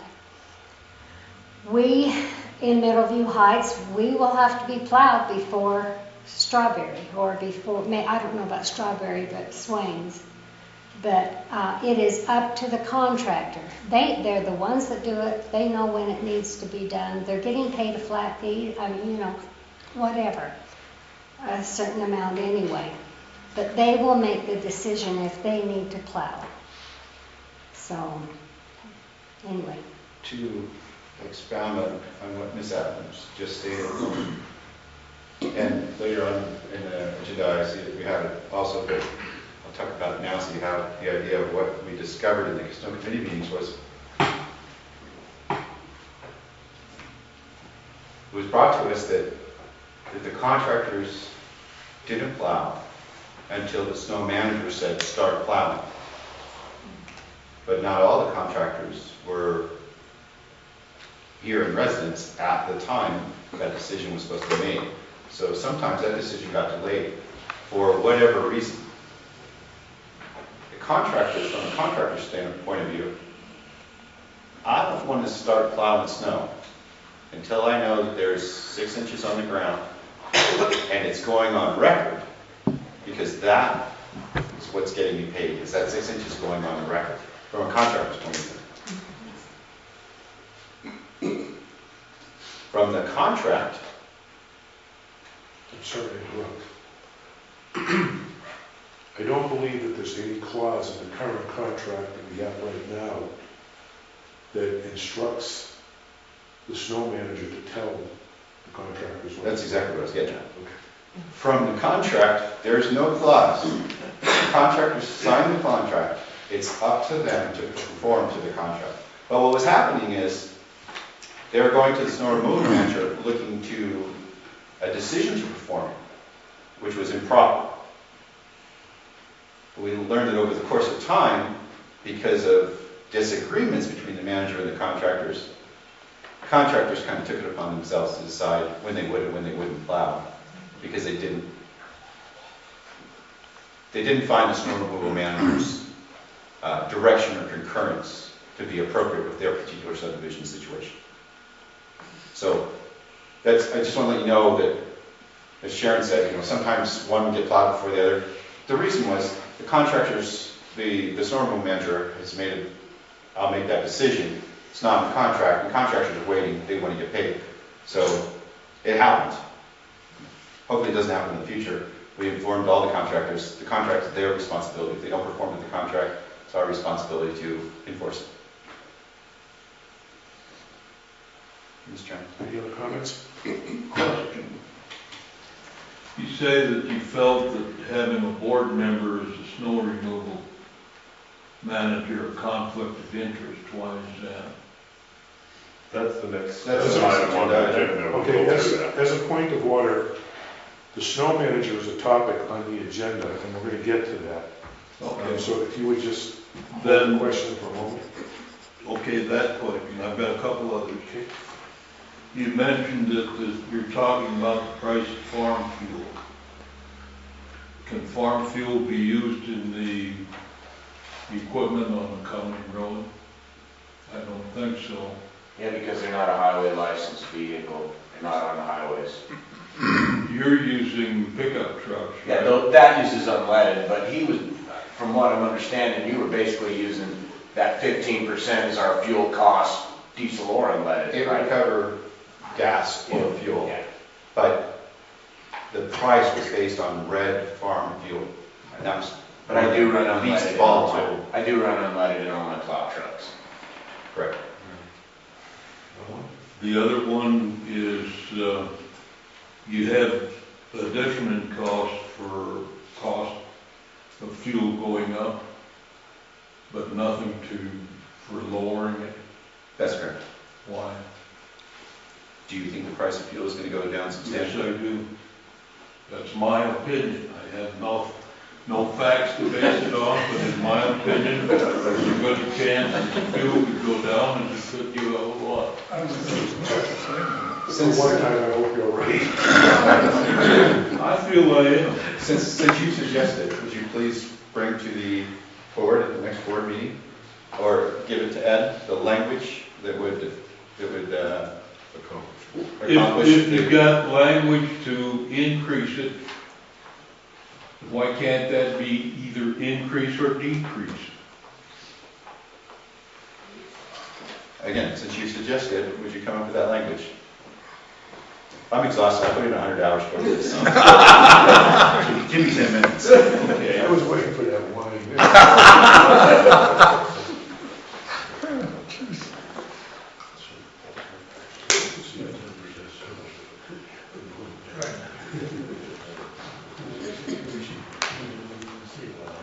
I'm afraid to ask if there's a motion anywhere in this. Because I'm going to have to restate it. I have a couple of comments. Yes, sir. The issue of whether to have the snow manager call them out or not. If I remember right, that was in the old contracts, and I think we took it out of this last one on purpose because of the conflicts you were talking about. It could be either way, but I don't. Sharon had experience with it that was not positive. Mm-hmm. So I don't know. As a point of order, can we hold off on the snow manager because it's a topic after this topic? And the other one is this.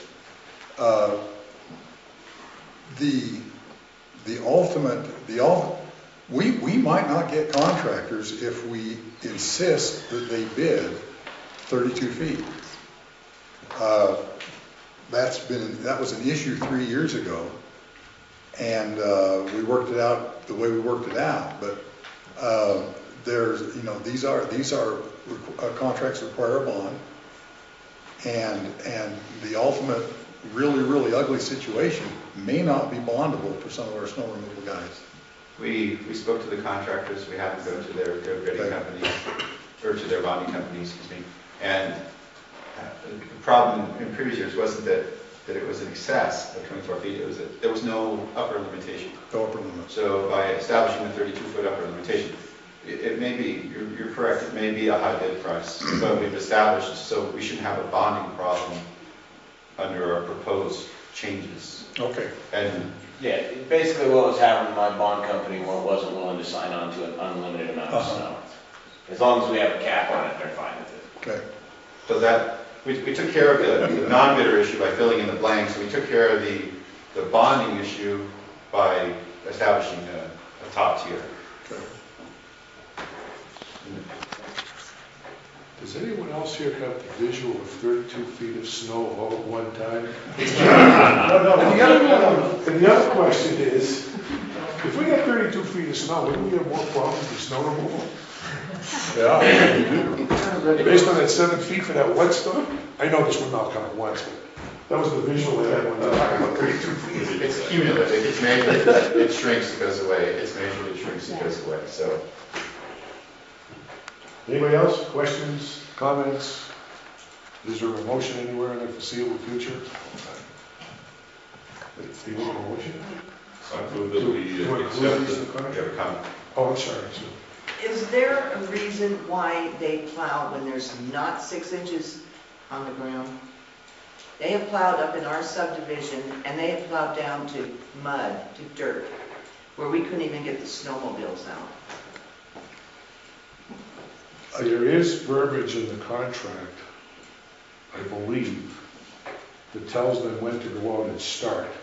There wasn't the old contract. Am I correct, Brandon? Well, it says if we feel that it's going to get there, we can start at any point. That's right. That's If how we it's think if it looks like it's going to snow 2 feet, we might want to start when there's 2 inches. that's one of the changes we made 3 years ago. Sharon? And there are some roads that need to be down. I mean, they're very steep, they're dangerous, and I think that they do need to be down, don't they? Andy, Brandon? For the most part, yeah. Yeah, there's some roads that I take down low that people get stuck on a regular basis. Yeah, I bet you do. Yeah. Donuts down and. Is that answering, Sue? Yes, thank you. Maybe? I have one comment from the board before you consider changing the measurement places is the logistics of doing that. I mean, we've got 4 or 5 places to go measure at, and multiple times throughout a multi-day event, which I think just keeping it here would be fine. I typically do get 2 to 3, maybe even 4 feet less sometimes on a huge year. But with that being said, I still get the same amount of moisture that falls. It's just that the snow is wetter, sticks to the plow more. All that actually makes it more difficult than the actual depth of powdered snow. So logistically, I think you're better off just sticking go one spot and sticking with it. And then on your bonding for the 32 feet, when you talk about that, we're required to pay the bond, which is 3% of the, generally 3% of the total contract. So if we get a 0 to 9 foot year and our prices are say half of that 32 foot year, we're still paying 3% on that high, whatever number you accepted from us. So, and that's why in the past we accepted the first 2 tiers because it was making everything was lower than that. So anyway. Before the sponsor, I'm assuming is going to make a motion, would it be acceptable to make the motion and exclude for the moment the measuring in multiple places and anything to do with the snow manager? Because that is all going to fall under the snow manager thing. It would be acceptable to remove anything dealing with the snow manager. But as a committee, I don't think it would be acceptable to remove the measuring. We propose that we pay a volunteer basically to do that. We do not have that data. We do not know. So let's just take for example that you have an average of 3 feet of cumulative difference between your highest and lowest subdivisions. And that 3 feet falls lower than and above a tier level. If you don't have the data and you take it out and only measure in one place, based on the present contract prices, if it fell below 15 and above 15, and you did that cumulatively, you paid out cumulatively 3 years in a row, you could pay out in excess of $100,000. We don't have the data, so. I wasn't debating from that point. You're missing the point. snow, it should be with the snow manager comment, because the snow manager measures, that's what I'm trying to say. I'm not debating the rest of it. I Just can, leave it with the snow manager and the tier thing, I'm not debating, not the tier thing, That's sorry, okay, that's okay. measured in multiple places. You okay with that? Leave, if he's gonna make a motion on everything he just talked about, I'm asking the sponsor to leave out those parts of the motion that include measuring in multiple places and the snow manager, because that's a topic on the agenda that's right after this topic. And we can talk about that part of it then. I'm not saying to eliminate it or do it, or whatever Andy is suggesting, just hold off for the moment. That's all I'm asking. Agree with me. Okay. So, my floor? You have the motion, you want to make a motion? I would like to make a motion to implement, or remove the 5-gallon surcharge price, to implement the example I gave here in the room on the board for compensation of fuel from the bid period to the performance period, change the dates of the contract.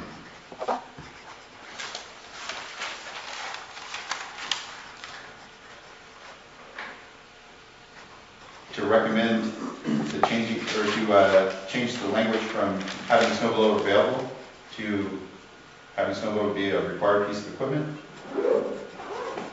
To require that all bid spaces on the bid form application be completed in order for the bid to be an acceptable bid. Add language to say the single unit price, not a per lot or per mile. Make it very clear it's a single unit. And then that's it. That's the motion. There's a motion on the table to remove the language from the contract that talks about the surcharge for the contractors and use the example that was placed on the board for adjustments in the surcharge. And that language, I assume, would be included in the contract in hard copy. To change the language in the contract and specify that the snow removal contractors will have snow blower capability. Not capability, they would have the equipment. Change the language in the contract that the snow contractors will have the capability to remove snow. Mandatory. Is that what you're saying? Have the snow blower, have, not access, but have the equipment. Restate your motion. Point of order. Can I restate that individual? I'd restate the whole motion.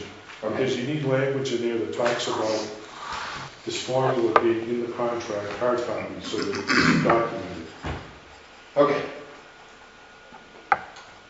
The proposed motion is to remove the 5-gallon surcharge language. In lieu of the 5-gallon surcharge language,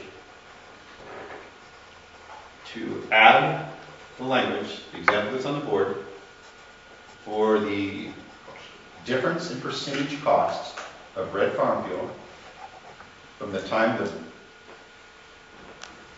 bid is awarded to a year later when the bid is performed. So if that percentage is 10%, for the contractors, their fuel cost is 15%. We take 15% of their total bid and adjust it. Point of order. I think everyone understands that on the board. Add language to your motion that has words such as the new bidding, bid to performance, will be included in the contract so that we can see it. Okay, let's try it a third time. Get it right. Remove the 5-gallon surcharge price. In lieu of the 5-gallon surcharge price, add language that shows the example on the board to compensate the contractors for the change from the bid period to the performance period in their fuel price. Obviously change the dates of the contract.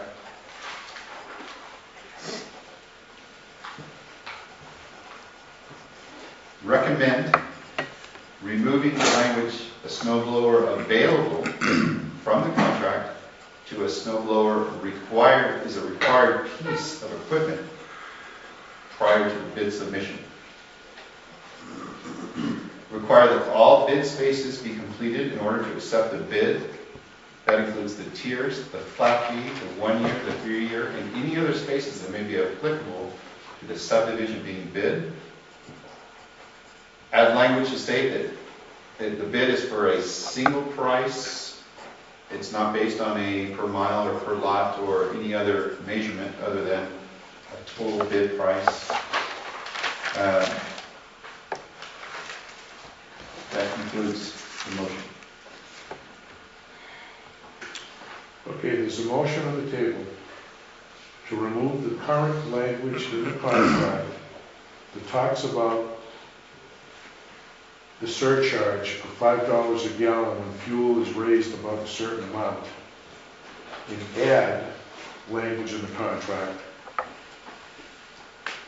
The percentage of cost example that was demonstrated on the whiteboard and will be available in the contract, and that's from bid time to performance time.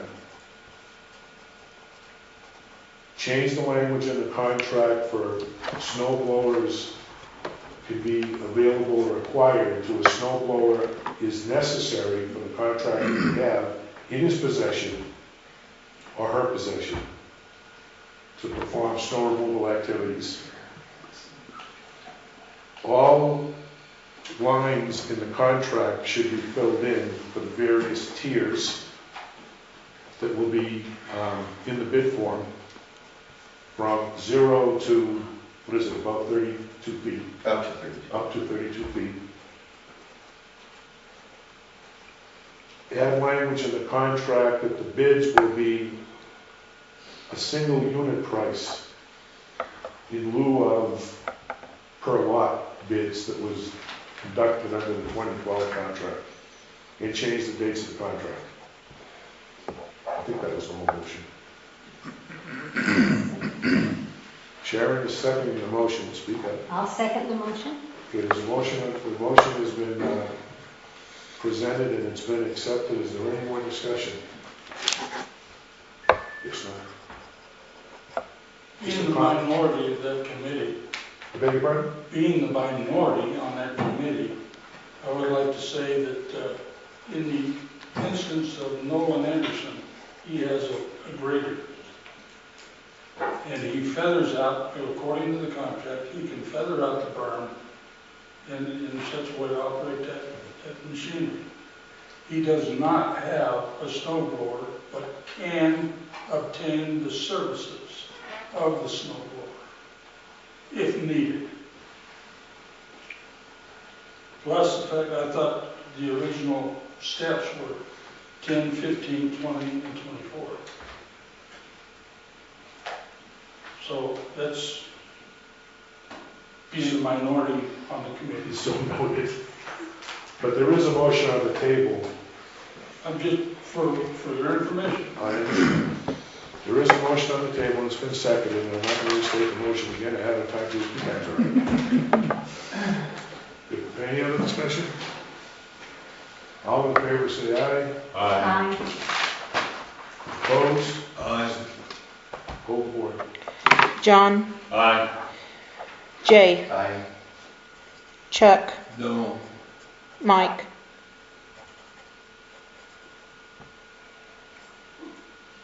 Aye. Sharon, Aye. 4-1. Okay, motion carries.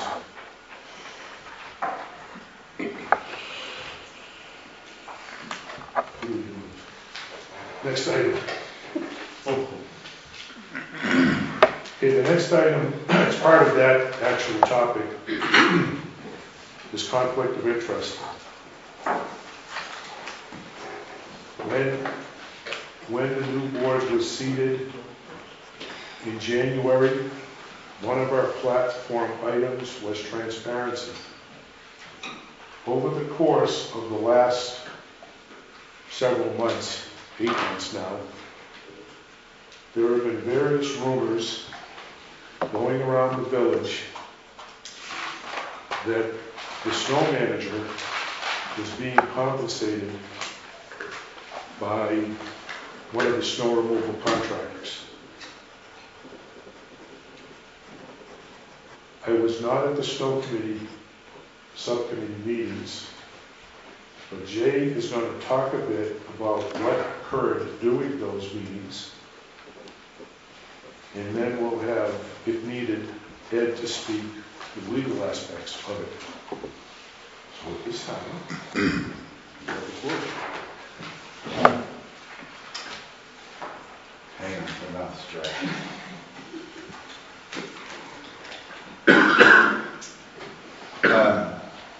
As I previously said, we had 4 meetings. During the course of those meetings, one of the snow contractors disclosed to the public that was present and the other committee members, or stated, that he paid the snow removal manager cash for his snow removal services under the auspices of the contract. We had some lengthy discussions.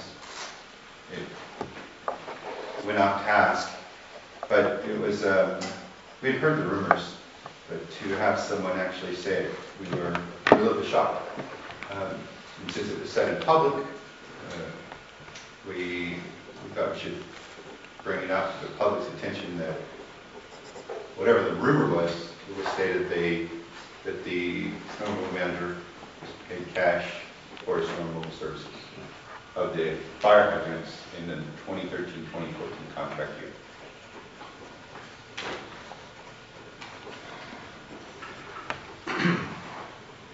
I listened to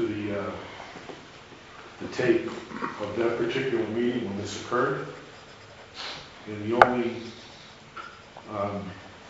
thing I would want to add or correct is I don't remember in the tape the word cash.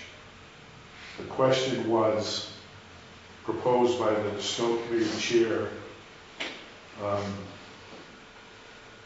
are you paying the snow manager as an employee or a 1099? And you could hear in the tape, employee. There was never any mention of any cash, check, whatever. Not that it makes a difference. With that, I'm going to turn this over to Ed. I gotta stop you. Why? You must not have heard it. He said clear as day, I paid him cash. It's really important. I understand, but he said it. And again, for point of clarification, the following meeting, the next week, I asked the contractor specifically, and my statement was, I have been a contractor for many years, and I know that I function with people as 1099 and casual labor. Casual labor in construction, folks, is a petty cash, and you pay people out of a petty cash account. And the response from the contractor was, no, I have paid him out of casual labor. I paid him cash. That's specifically stated in the second meeting. Okay, point's taken. We're going to move on, because when Ed talks, the payment is not the issue. Drum roll, man. What do you? Well, there are a lot of things that can be said. Let me try and be as brief as I can about this, because anytime a contractor with a public body, Nolan has a contract with the fire district, anytime there's an exchange of cash between the contractor and the board member, you're playing with fire. Not always necessarily wrong, but you are playing with fire. When it's not only a board member, it's when the guy that is charged with supervising contract performance receives payment from the guy he is supervising, you're playing with fire.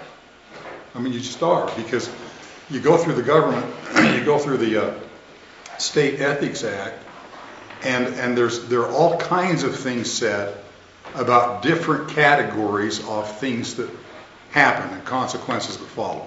Okay,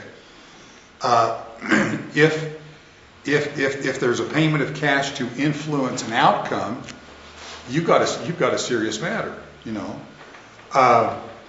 if on the other hand, not if, but on the other hand, the statute also says that a person that has a financial interest, a board member that has a financial interest in a contractor performing for the board, has to disclose that. Okay? In other words, it's not in all cases out of bounds and evil to do that. The possibility of working is there, but disclosure needs to happen. It's supposed to be written disclosure. There was no formal written disclosure that I'm aware of. There are some board members that say, oh yeah, we knew about it. Or from the prior board, at least that's come back to me that that's the case. And so with all of that, where are you at? And I'm speaking as a board. I'm speaking to you as a board, okay? Members of the public, you know, you have every bit. The statutes are very specific that an individual property owner, if they're upset with what is happening, they can go talk to the county attorney anytime they want, you know. But in talking to the board, here's how I've kind of sorted things out. The fact, I can't see any way that any of this influenced the fact that Nolan Anderson was awarded one of the contracts. Nolan got one of the contracts. My fault. It had to do with the bids, the way they came in, and I basically had to say that, well, Brandon, you can take these two because nobody competed with you, but on this other one, we're going to have to give it to Nolan because his was more responsive.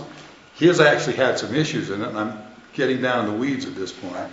But the bottom line is that Nolan's getting on board had nothing to do with this.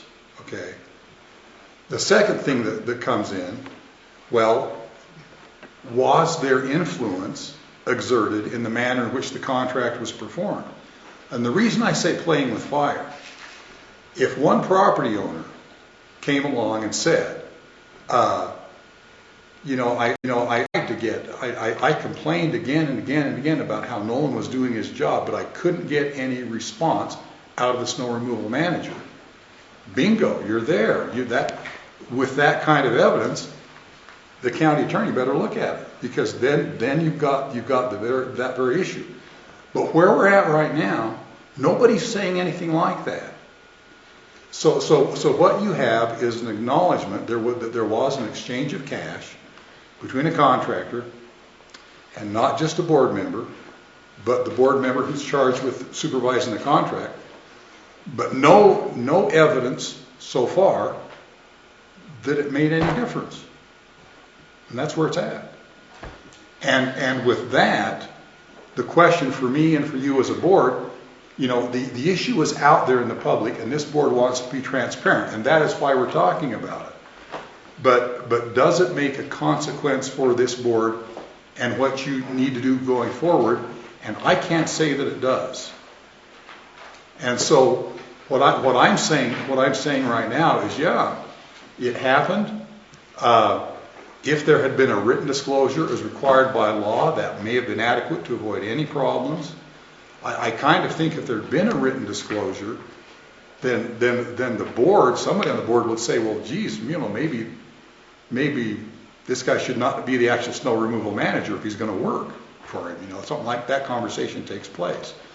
And that conversation never took place because there was no written disclosure. At least that's the way I look at it. But the bottom line is that I am unable to detect on anything anybody's told me an issue that this current board needs to address, or that what happened was used in any way to abuse the public.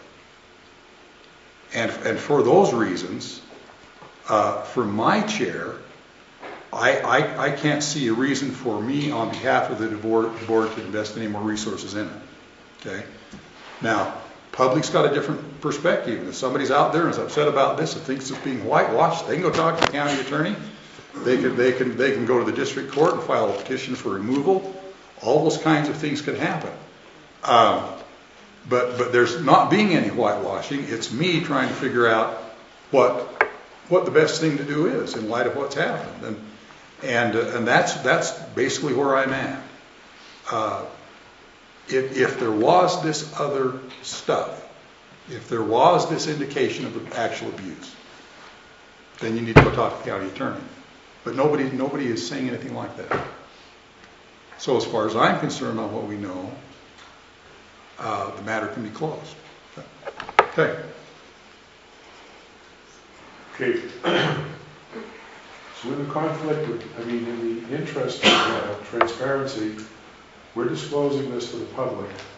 There is nothing further legally in any part of this matter that the board is responsible for or tasked to do. Yeah. There are avenues for the public, as Ed just said, if you wanted to carry the matter further, and that's between you, and you can talk with that on the side. You can step out into the veranda or outside, and he can tell you what the statutes say. But as far as we're concerned, it's a done deal. There's nothing else we can do about it.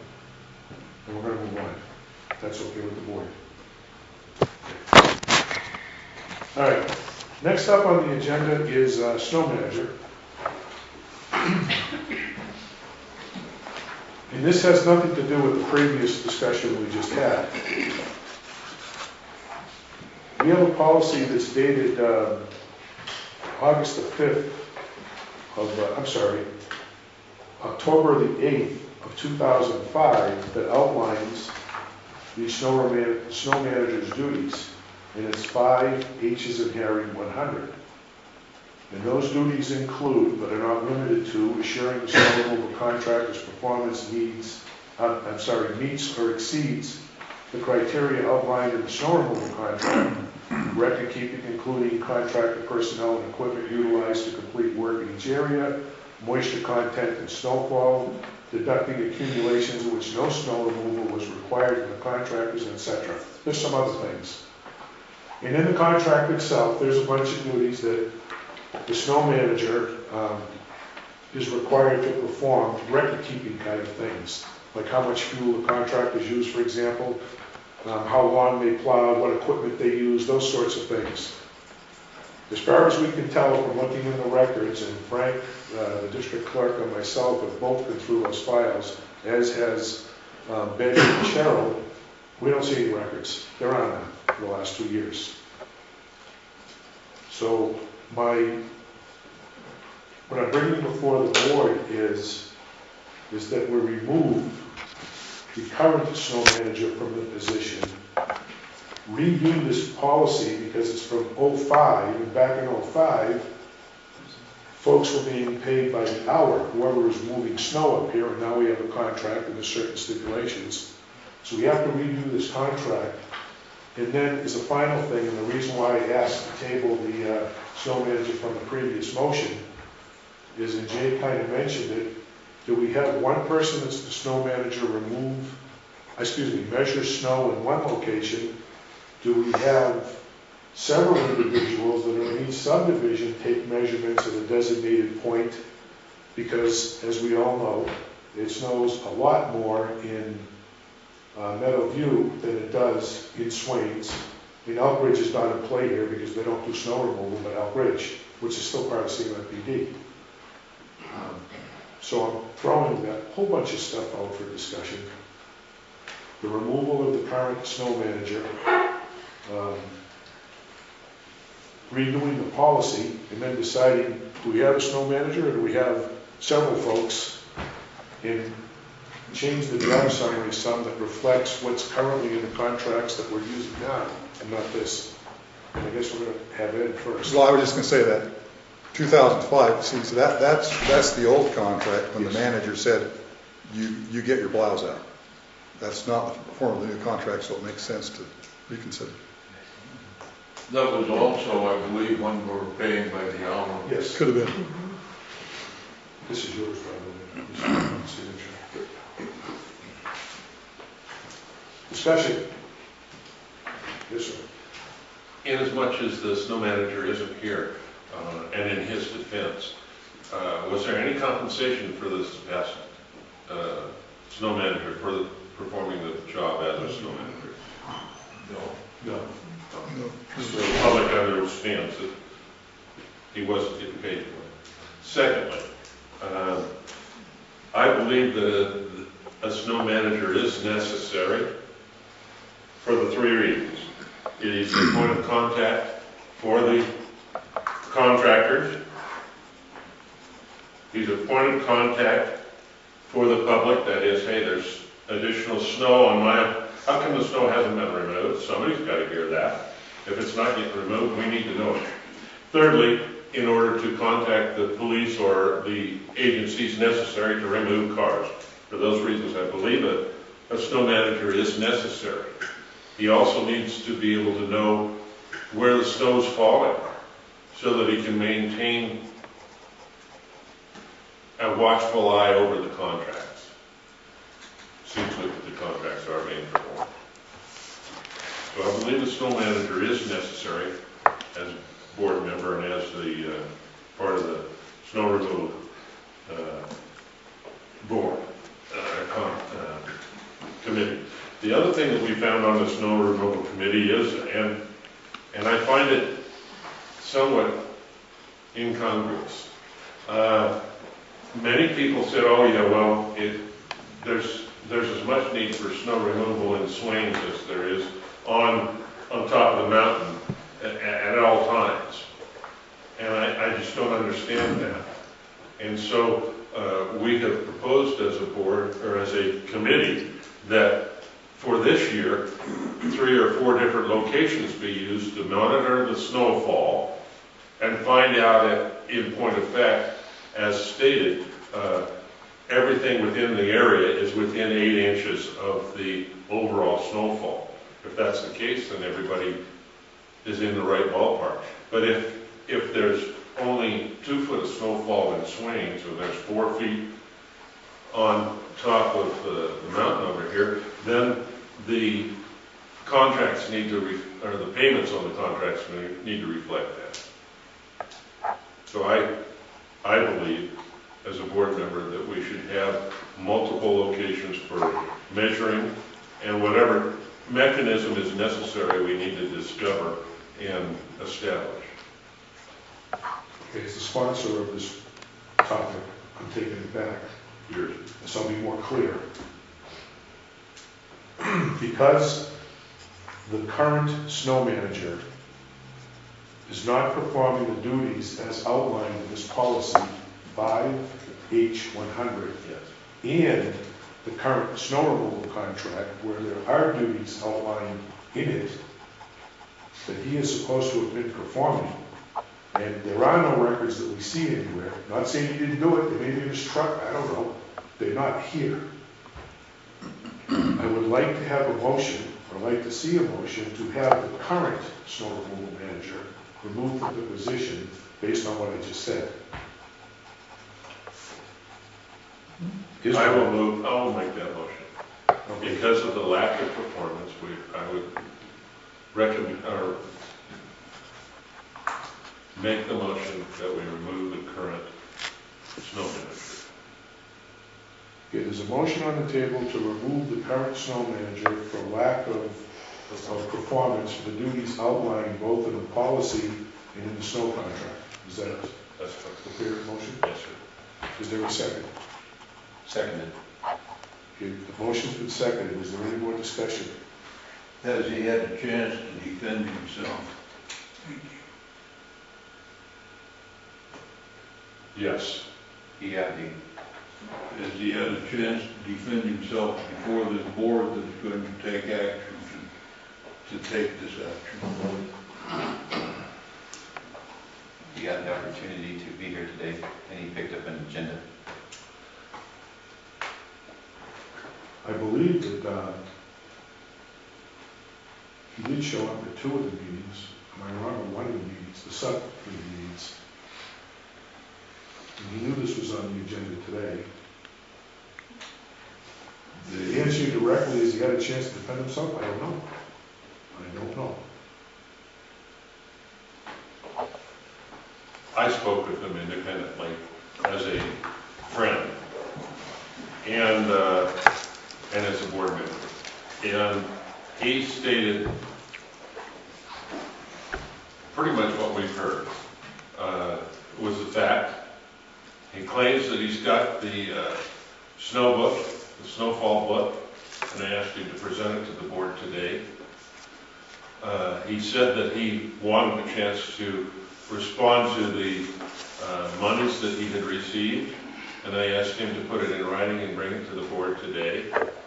He stated to me personally, anecdotally, that he had permission from 2 legal sources to receive monies, and it didn't matter what he received, and he didn't have to disclose it. I asked him to put it in writing and bring it to the board today. He was notified about the things that we have talked about as a board, and as a friend, I have notified him of those things and asked him to come to the board today. In response to your question, Chuck, in my opinion, yes, he's had that opportunity to defend himself. And that's why I made the statement early on here that he hasn't been paid for this. It wasn't something that he was intentionally ignoring, but nonetheless, it's on paper what he was expected. It hasn't been performed, and that's why I made the motion to remove him. Any more discussion? Yes, Dave. For the record, the current snow room manager came to the first committee meeting. He was present when the committee was established on this board, first of all. And when volunteers were asked, he did not volunteer. At the first committee meeting, he came and he sat as a member of the public, and he did not volunteer. At the second, I believe it was the second committee meeting, the second or third, I can't remember. It was the third. Second committee meeting. Mr. Robertson, myself, Ms. Adams, 3 board members were already on the committee, and he showed up. As the chair, I had to ask him to leave before we started the meeting because we did not advertise the meeting in conjunction with the opening remarks of the state. It was a committee meeting. And his presence made a quorum. So he left. But before he left, he made the statement that he wanted the action to defend, he wanted the chance to defend himself. And I said, it's neither here nor there right now, but we'd like to start the committee meeting. So that's where we left it, and he did not further come to any committee meetings. Did he notify the board or anything that he wouldn't be here today?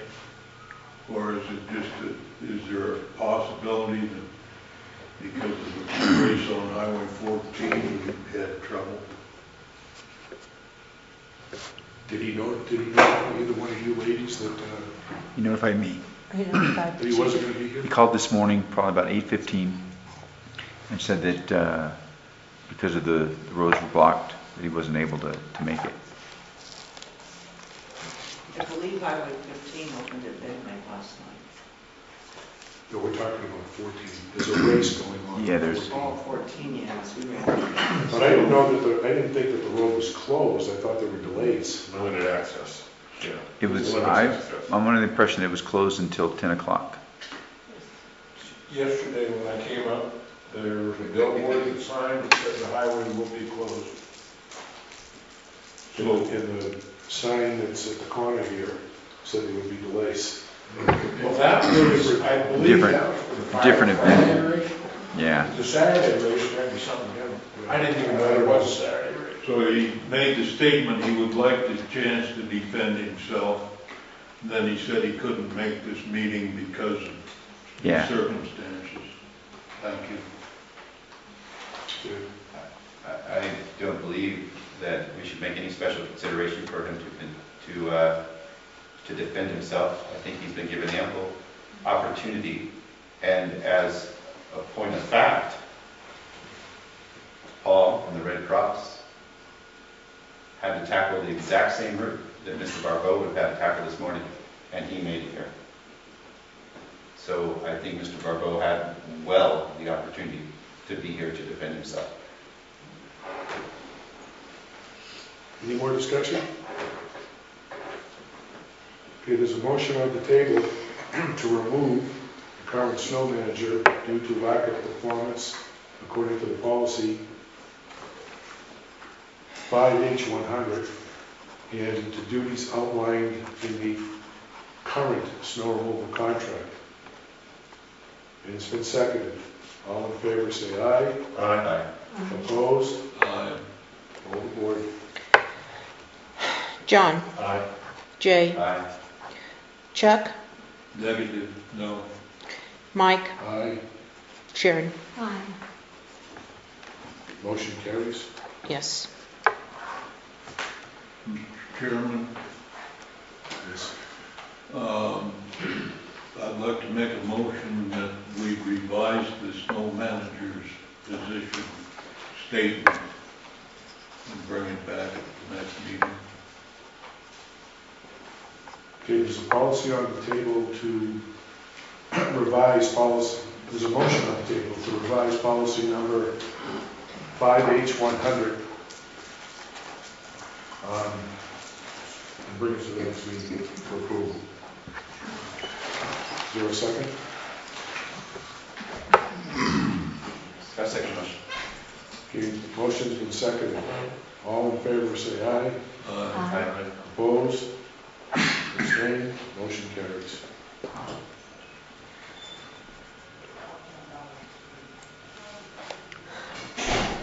The last part of that, Are we going to have, excuse me, I'm sorry I'm late on this, but was there I have any the floor. discussion? Point of order. I have the floor.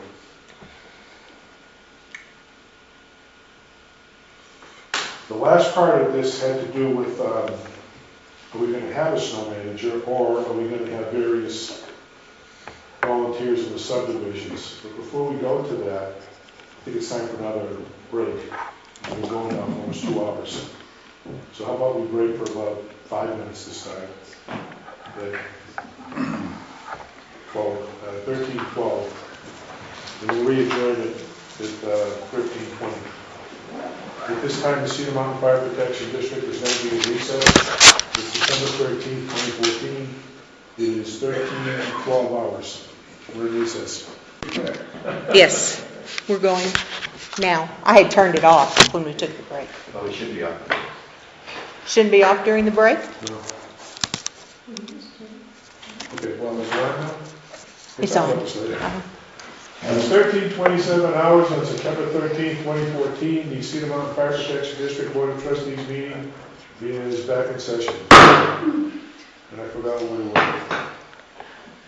Here's letter report. Oh, Board Member Wilhelm had made a request. No, we're still on the snow manager. Yes. You wanted to state that. We're still on the snow manager part, and we had just passed, we had a motion and passed a motion to revise the snow contract, and Jay Wilhelm wanted to make a comment, and he went to recess, so make a comment. You get the floor. For the Policy and Procedural Review Committee, I just wanted to know what direction, if we're going to revise the contract, the description of the snow removal manager, what direction do you want us to revise it? My suggestion, under the job summary section, is to have the duties and responsibilities that are outlined in the snow contract to match what's outlined in the policy and procedures. Was my thought. legally. Well, the big one is the areas. Are we deciding we're heading area this year? You want that included?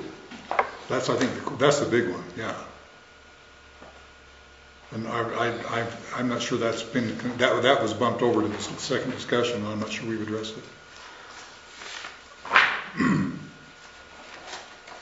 The areas, I'm sorry. Measuring by areas. We bumped it to this discussion, but I'm not sure we've addressed it. So should we continue on before we answer that question? We'll table that question for a moment. Because you're talking about the areas where we're going to measure snow, and then we're going to have one person do it in 5 areas. We're going to have volunteers in each area do it, or we're going to just measure snow up here, like we're doing. Right? Yep. Those are the options we have? Those are the options. And what question should I have? Should we include in the revised description? The reason the snow committee was told by 2 or 3 people that they felt that the measurement here at the station would be exactly within 8 inches over any given snowfall period. As the snow level would be in Swains Creek and as the snow level would be in Meadowview. I had exception to that. I don't believe that that's true, but I have that's just anecdotal opinion. So as a board, we decided that it would be prudent to try and establish 3 or 4 snow measurement locations. Wally has agreed that he would do up in Meadowview. There was somebody else that said they might do it in Swains. And those were the only 2 people that volunteered or said maybe we'll get it done. It would be prudent in my mind as a committee member to establish 2 or 3 locations and then through this year measure it and see if there is a validity in measuring in one place or at 4 places so that we can make sure that the contractor gets paid for his work and not more than he is qualified or back up again. Contractor. I don't see the problem with measuring in multiple places. The reason why they were doing it here is at the time, in the first contract, the fire chief was also the snow manager. So they measured here. That was the reason for it. Well, you don't have anything else to do. Well, it wasn't him, it was another. I think, personally, and I'm not into snow removal because I live in Elk Ridge, it should be measured in the areas where we're removing snow, if that makes sense. Because there is a different snowfall from up in Meadowview versus Swains. Swains is closer to what Elk Ridge gets than what you get up here, really. And depending on how the winds blow that particular storm, there could be a lot of snow over there and not up here. It's just, so I'm not, that's, the issue with this is to get the people to do it. And thank Wally Johnson for measuring up there. He's volunteered before. I think you were here back in 2010 and said you'd do it up there. Wally Johnson was the chief. It's getting somebody to measure in Strawberry, getting somebody to measure in Swains, and somebody to measure across the street here, whatever you want to call that area, Color Country, Duck Creek Pines, that area. So is it a good idea for the snow removal committee to solicit some folks in these other locations? If we get one for each area, and then pick a spot in that area, like at Meadowview at Wally's house, for example, because it's the highest point. Some place in Swains, you measure at the barn. I don't know where you measure in Swains. It was our opinion that a backup person, and Sharon and I both said that if Wally's going to be off the mountain, we will go to his house and measure it there. And I think that, Chief, you're down there in Swains. If we could get you to measure, a couple times a day when the snow's falling, get some opinion from you, just get a record, so that we can see what disparity there is in the amount of fall. So in the interest of volunteering, the snow removal subcommittee just volunteered to solicit these other locations to come. It should be there, we only need a couple more. If we have the chief do in Swains, we only need somebody for Strawberry, and we need somebody to Jerry's like, he's chomping at the bit to be the volunteer. Is he much I more? wouldn't test strawberry with a 10-foot pole, Because because it's it's drifting. The drifting. Get somebody for strawberry, get somebody for cow country over here, we're good. Virtually all you have to do is clean off the banister on your outside deck, or measure it, record it, clean it off, and remeasure. You don't have to go down and do the dress or anything like that. Strawberry Valley is very unique, okay? I'm gonna explain something. These last two storms that we had in here, the rain, I live in Willis Creek drain, what they call it. We got 3 inches of rain during that rain period. Jim Barbeau, I'm not Jim Barbeau, Jim Bracken, across from Strawberry, which is just above the community center, got 5 inches of rain. 2 inches difference in the rain totals between those two little areas. So Willis Creek Drain versus Strawberry Valley, 2 different places. So again, the snow removal subcommittee is volunteer. You only need 2 more people, you got 3 board members, so 2 board members, so now Jay's gonna be flying. If they don't let them use a cell phone in the park, I don't get that. I have a suggestion. Eric Boston, who's a volunteer, lives over here.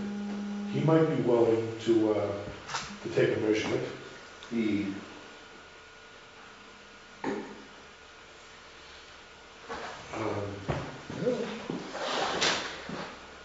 The Dillons live over there.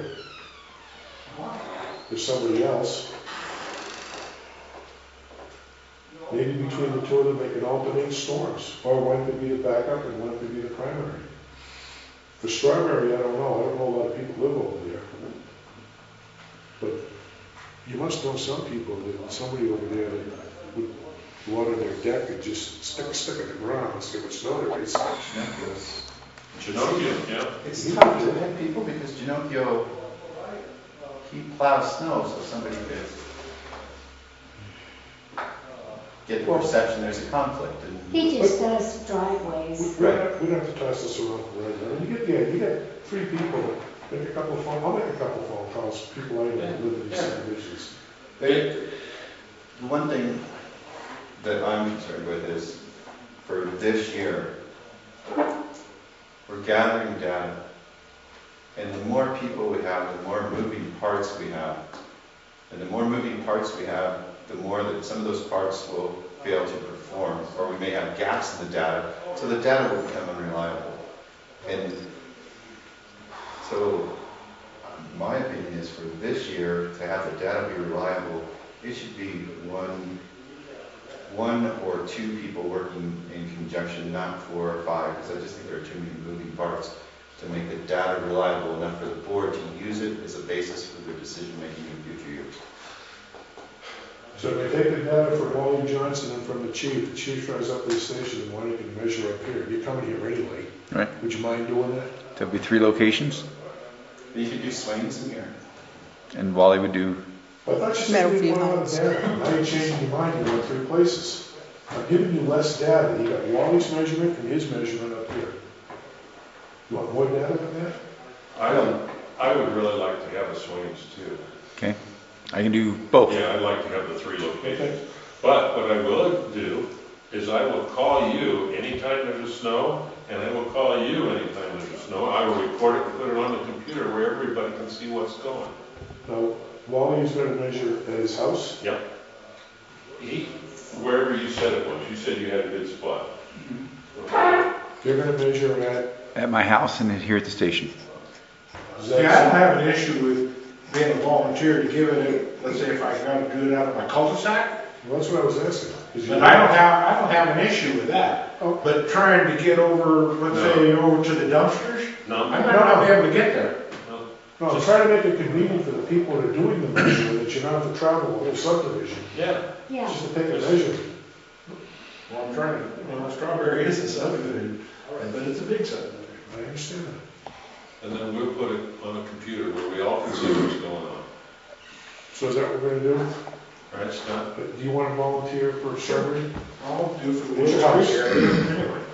Well, and Wally's going to Pinocchio might be good for the other. Wally's going to do up at Meadowview. You're going to do at your house, and then when you come to work, just take a measurement in the parking lot somewhere. Sounds like you. Actually, one of the things that came out is the disparagement of measurements and measuring areas. So what we learned was, please don't measure in a road. Oh. Because the roads retain and dissipate heat faster because of the compactness of them. So if you have a banister or railing, don't measure in an open area where it drips and get bad measurement. If you have a banister or something that you can measure, clean off to remeasure later on and more. A place that's protected gives kind of a straight down instead of a drifting measurement. When we're gonna get more technical with this, you think it should be defined in the contract where the measurements are being taken? Then there's no question.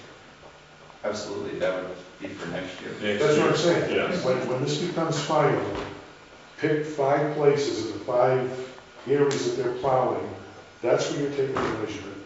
And you get the buy-in from your contractor guys, your board. Does that sound good to you, Chuck? You're kind of sitting here. Does that sound good to you?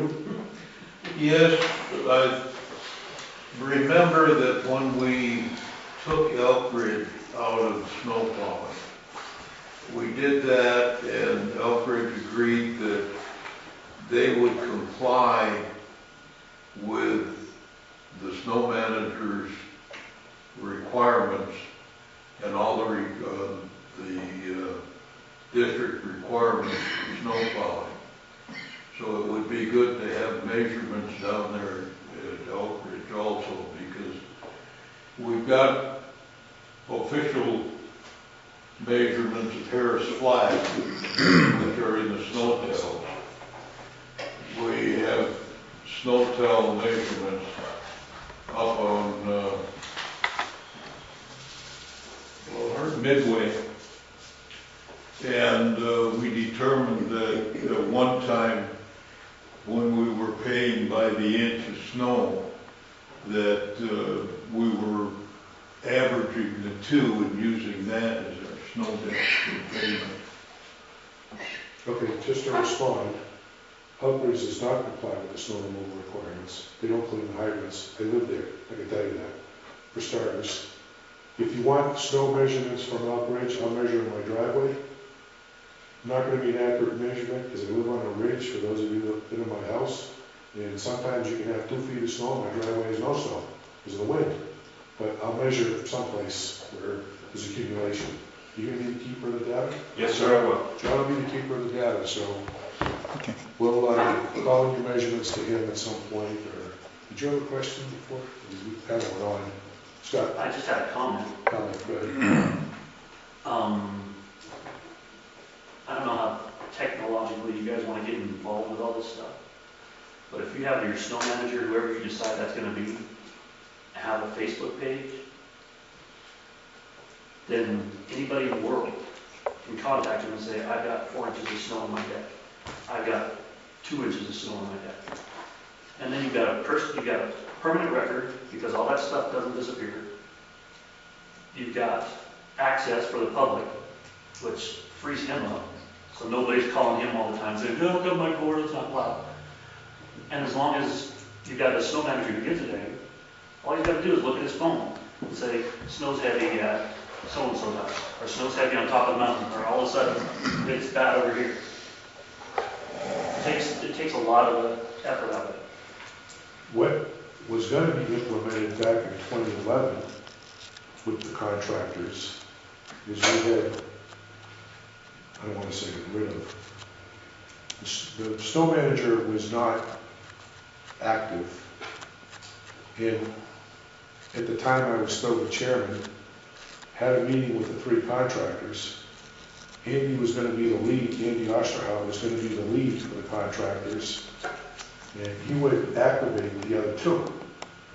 If they had issues, they would call me, and there was no snow issues. So that's the third part, I guess, of this discussion. Are we going to look around to get another snow manager? You want to try something like that? You have other ideas for this winter? I have nothing to draw on, so I have to bow to you guys' knowledge. Scott lived in Mammoth Mountain. What did they do up there? It was all county maintained. Okay. If you wanted something maintained, you pay for it yourself. I'm just never sure what a snow manager is. I've said this 1,000 times because manager denotes to me that he's managing something. Yeah. And that's how you get into these problems of, Those three things that I mentioned are he needs to be, whoever it is, just there needs to be a point of contact for the contractor, for the public, and to notify any cars that need to be moved. And give him any name you want, you know? Jay, I don't think we need a snow removal manager per se with the title. I think a lead contractor, the liaison between the contractors and the board can be the lead contractor to the chairman. Any enforcement that we as a board would do on the contractor probably come from a member of the public within their own subdivision. If we make a contractor, you're responsible, make the public know who your contractor is, let them deal. They have the opportunity to spell out the contract to solve the problem with the member of the public in any manner they see fit. And if they can solve it, great. If they can't, then it can come back to, it spells out to the snow removal measure. But I don't think we need one. I think a liaison between a lead contractor and the chair. And as far as having cars removed, I think it's something for a department image and a district image that you should probably be involved in decision-making process. It's not something that's going to be taken lightly. Somebody's going to spend some money out of their pocket if we move a car. just for the record, I don't know if that method worked with the lead, Andy Arsow, in this instance being the lead, notifying the other two, actually worked. Because I wasn't here in 2012. So I don't know if that system actually worked or not. Just for the record. Not that we can't try it, I'm just letting you know that's not the catch-all. I, as a contractor, I'm not going to be real happy with another contractor telling me what to do. And we've just seen that in the snowboard. I think that the liaison officer has to be a third party. That was discussed with the three that year, and all three agreed. This isn't something we're just going to do and not talk about it. Well, I'm just using as a point of reference the meetings, the 4 meetings, 5 meetings we just went through. They all seem to be cohesive until somebody wanted something and there was just a real rub going there. It was an underlying, I think there should be a third party. Should we make the vice chair the third party? Works for me, sure.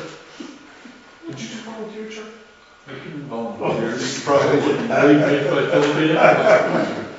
think John would make a great snow removal manager. Oh, no. I don't know anything about it. That's why you'd be There's great. nothing that the snow manager has to do. I don't even know why we're discussing when the guys are activated. Well, a phone call with the dissatisfied customer. Yes, but that's not going to happen. I can tell you right now, from past experience, when there's a dissatisfied customer in the district, they're going to be calling here. They're not going to be calling the snow removal manager. Yeah. I don't know about the complaint level in 2012 and 2013, but in 2010 and 2011, all the calls came here. And we had a snow removal manager. I don't And they still came know here. a lot, were there? There wasn't. Last year, there wasn't a lot, but they were Well, all, there was snow. yeah, they were, if there was, they were referred to Jim. Yes, was the snow manager. There wasn't as many calls, if I remember right, in 2011 as there was in 2010. But 2010 was the first year of the snow contract. In 2011, I think the calls were less than half. And the number, for some reason, was like 30 complaints over the course of the winter versus 60 the year before, something like that. I think we're going to have a whole bunch. Okay. We're going roundy. One board member seems to think we have the central point of contact for all 3 snow managers. Is everybody in agreement with that? I have a vote. Sorry. Do you want to have a central point of contact? Chuck, do you want to have a central point of contact? I think there should be. Okay, we need a volunteer amongst the board members that are here. Who's going to volunteer to be the central point of contact for snow contractors? Now, are you changing that, Raise your hand, John. Raise your hand, John. Mike? Okay, I'll volunteer. Thank you. You had stated earlier that no board member could be involved in the snow manager. That's true. This is a liaison position, not a manager. I'm not going to be a manager, but I will be the point of contact for the public to contact, for the contractors to contact, and I will contact the police department when cars need to be moved. All we need is Jay to do that. They all park on his street. Okay, for now, John's going to graciously volunteer. Was volunteered. Yeah, I was volunteering. Thanks, Ken.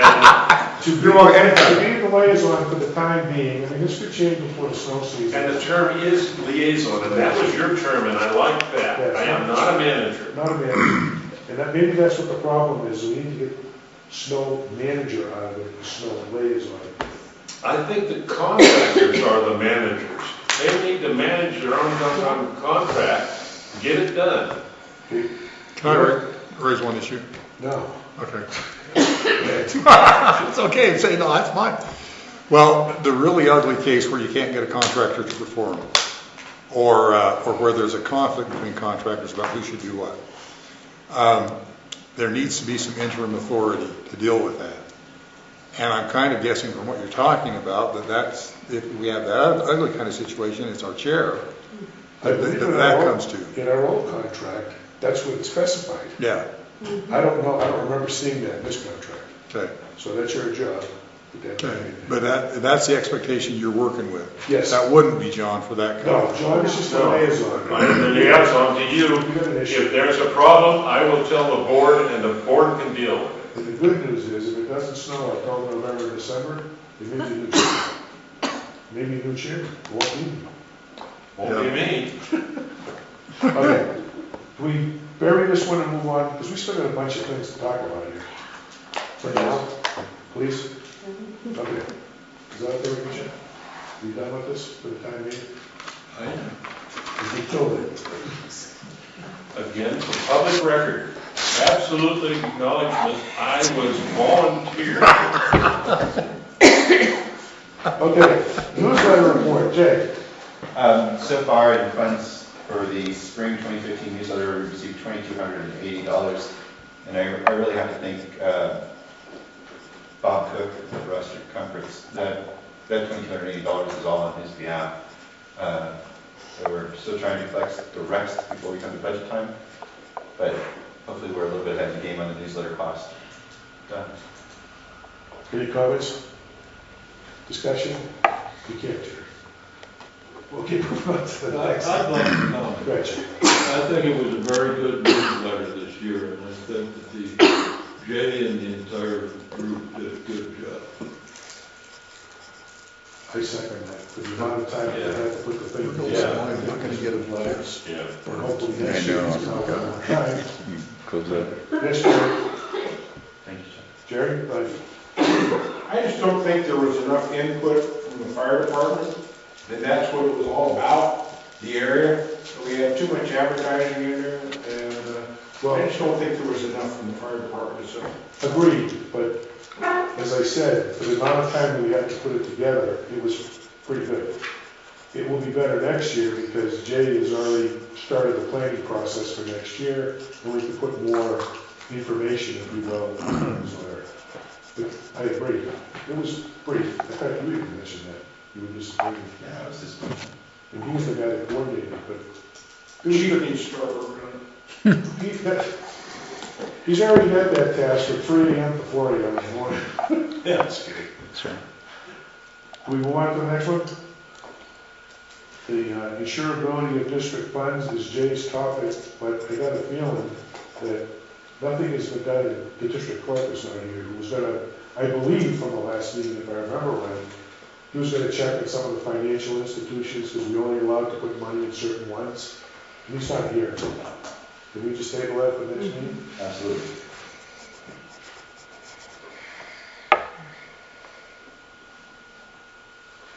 Okay, we did the new business, we did the American Red Cross. The next one up is an employee, oh, by the way, when I was talking about the Red Cross, one short thing. One short thing, it was too short. Never mind. Talk of the senior moments. Yeah. Keep a looking on the website. We'll put stuff for the Red Cross on the website as we try to build this relationship. Employee evaluations. The reason why this is on there is because we are in a budget process. We have the chief that was coming up on a year, and Cheryl needed her 6 month, and Betty was past her year. So Jay and I, according to the policy that's currently in place, did an evaluation of the chief on Friday, yesterday. Yeah, 10 o'clock. It is for board viewing. You can look at how we rated him. It'll be in the office. Talk to Frank, because he said it locked up or something. So we'll leave it there for a while so the board can look at it. Frank and I are going to evaluate the two ladies next Wednesday. The reason why Frank is doing one and Jay was doing the other is because where Frank is a volunteer, we didn't want the conflict of interest with him evaluating the chief. If you're not familiar with the policy, that is a merit increase evaluation. It's not a cost of living thing. So based on the score that they get, and you're welcome to look at the policy. I don't have it in front of me. I forgot the number of the policy. I got it right here. Hold on. If you're not familiar with the policy, board members, the policy number is, oh, yeah.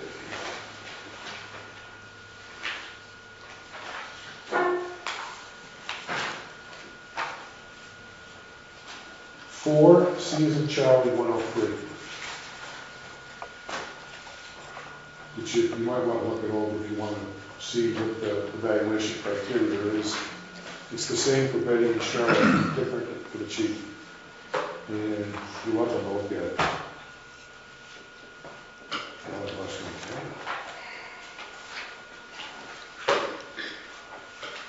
Any comments or questions on that?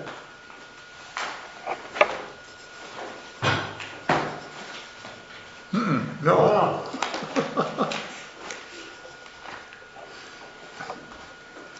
Okay, the next item up there is language for 3 years and easy 100. We had approved that several months ago. I don't know what month it was approved in. But the issue has come up because now that we have our new relationship with Earl Levanger and his crew on wildland firefighting, we have had a couple of fires where we've had both the chief and to single them out, firefighter Kruger and firefighter Dillon go out for wildland fires. And if you didn't know, the current rate for those folks to be compensated at is $21 an hour. And we don't have in that 3D100 language that talks about how we compensate the volunteers. So I sent out to the board at least 2 weeks ago language, and I have it displayed up here, to put into 3E100 for compensation for when they go out on wildland firefighting training. Can you read that in the back stuff? Is it too bad? Yeah. It says, when CMFPD paid for volunteer personnel are requested to respond in support of state or federal wildland fire resources, the CMFPD personnel shall be reimbursed at the rate of $21 per hour, or whatever the state or federal rate is at the time of the call-out. The state or federal agency shall make payment for CMFPD personnel or equipment to the CMFPD Board of Trustees, and that's what they're doing. When guys want a wildland firefighter, the check comes here, and then we cut a check locally to them. So that first paragraph addresses when they're called to respond in support of state or federal wildland firefighting equipment. The second paragraph says, when CMFPD paid or volunteer personnel are requested to respond by 911 to a wildland fire on personal or county land and are first on scene, the CMFPD personnel shall be reimbursed at the rate they are currently qualified to be compensated as outlined in the policy. And you remember that policy, there's a spread of Right. whatever they qualified at. Yeah. And that's what they would get paid at. If state or federal fire resources respond to the same call-out, when the chain of command is passed on from CMFPD to the state or federal individual, the CMFPD personnel shall be reimbursed at the rate of $21 per hour, or whatever the state or federal rate is at the time of command, the change of command. And then again, the check comes here, and then we cut it for whatever. And Chuck has got the floor first. What do other departments in the area do? Don't know. Should we check and see what other departments do? Should we? I think so. Any other discussion? I talked to Earl Levanger, and Earl says he deducts a small amount for administration. So his example would be to pay $19 or $20 an hour, and then the rest would be kept by the district as administration because of workers' compensation that we pay into, stuff like that, and then an administrative fee for doing the paperwork. Let's find out what other departments, Ed, Cedar, Canab, Orderville do, maybe even Bangor. So, what discussion? I don't see the purpose of finding out what other departments might do in the interest of, we're a volunteer department. These people put it on the line for us. We receive these funds in return for their services. We shouldn't make a profit, or we shouldn't make an excess off of our volunteers. If we receive that money for their service, they should receive that money. Yes. That's the only thing I would, if you're gonna commit, you get paid, they get paid when you get paid. I think you wanna pay them our amount regardless. Is that correct? If they're dispatched. Their volunteer amount regardless? No, if they're dispatched by 911. Right. For a wildland fire that is on county or personal property, in other words, if the trees around the cabin are burning, they are compensated at the rate as outlined in 3E100. There's various categories now in that policy. Right, well, if we're counting on third-party money, they get paid when we get paid. That's my only concern. Because sometimes this doesn't say anything about that. The question right now is, for the two fires, the Puzzle Fire, and I don't remember the name of the other one, we received a check, are receiving checks from the Forestry Service. And in their scope of work, whatever that document was called. MOU.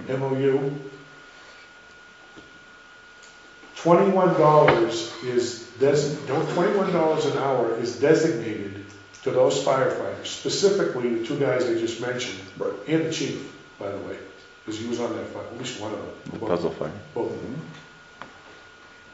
Right now, we're holding the funds. They have not been paid for anything because we have no direction on how to pay them. Is that making more sense, or am I? No, I'm just, shingle fire, we didn't get reimbursed at all. We're not in the shingle fire. I know. It's a new day. I know We'll have a chance to excel. But the policy ought to say that when we get paid, we pay. That's all I'm saying. Oh, that's fine. Yeah. We'll pay them when we get paid. The question is how much are we paying them? I guess. That's what the question is. Okay. And what the chief said, he's repeating what Earl Levanger suggested. As an example, the district is being reimbursed for personnel at the rate of $21 an hour. Earl Levanger, I'm just pulling numbers out of the air, suggested we pay the volunteers 16 and we keep 5 for administrative purposes. The district is being reimbursed in addition to the personnel hourly wage for the equipment that they borrow, the brush truck or whatever you want, whatever. Right, engine 74 and tender 72 on the puzzle Okay, piece. 74 and 72. We're being reimbursed per day for the use of those vehicles, $500, whatever the number is. Came up to just under 4,000 Total for 2 the days. whole fire.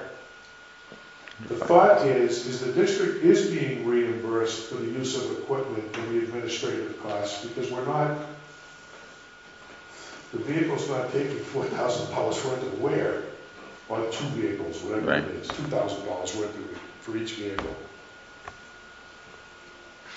So we have this money in our kitty right now that we got from the state for however many hours these guys worked on that fire. They're not working for CMFPD, they're working for Earl of Anger. How are we paying them? We're gonna have to wait another month, John? They're working for Earl of Anger for that $21 a month, or an hour. They're here doing stuff on a volunteer basis on every week. And our lives aren't out there hanging out while they're working for Earl of Anger. Theirs are. My opinion is they should get 100% of the compensation that is provided for their service. And we should not worry about administrative costs. We're not doing anything for the administrative costs. We get it through the equipment that we're going to get paid for, and we get the big bucks sitting here on the board anyway. You just triggered something. To answer your question, the district clerk will cut the check when our checks are cut, the pay staff, the chief. So that answers your question. They're going to get paid when the paid staff gets paid. I just don't want a policy that gets waved in our face that says we have an independent obligation to pay when we haven't received the money from state or fed. That's all my word is. Doesn't that say that we shall make I think it comes close, but I would. You need more lawyer talk. Yeah. I'm not a lawyer. That's the only thing. That's the only problem. I'm not a lawyer. John, start as well. Let's do the board discussion first. Sure. Jay. At this time, I'd like to make a motion to accept the policy as presented for $21 per hour, or whatever the state or federal rate at the time of call out is, with the addition of the sentence, this rate will be paid when the funds are received from the state or federal entity. I'll second that. You have 2 comments. More discussion from the board. Any discussion from the board? I have something. Okay, Chief, and then Chuck.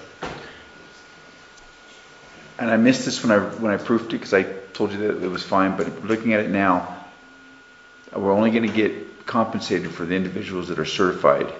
Yeah. So if the way I'm reading it now, reflecting, is that any of our volunteers, whether they're certified or not, that responds to a fire in our district gets paid at their prescribed rate, which is $8 an hour plus certification incentives. Then if the fire is turned over to a state or federal agency, our guys would not be paid by that state or federal agency unless they have a wildland certificate and a red card. So am I clear on that? Okay. Does that word make it? Would CMFPD pay or volunteer certified personnel? Okay. Want to put wildland fire certified? No, certified, because that covers more than just the wildland, if there's another aspect of the MOU. Chuck? I still would like to see us check and see what other departments are doing so that we are somewhat equal with them. Are you making an amendment to his motion? If I'm allowed to, I would like to. Okay. I've moved to if you're making an amendment to the motion and the sponsor agrees to it, we could debate the amendment to the motion only, not this part of it. Whether he agrees to it or not, it's voted on as an amendment. Negative. We had this discussion already. We had this discussion, and if I make a motion to amend and it's seconded, then that amendment is voted on. I'm not going to allow Then, it. then the motion Point of is... order. We had this discussion at that meeting. I came to the next meeting and read this stuff to you and explained. And I listened to it. So you come up with some documentation that supports what you're saying. I listened to it, and that is what you said when you read it. No. No, it's not what I said.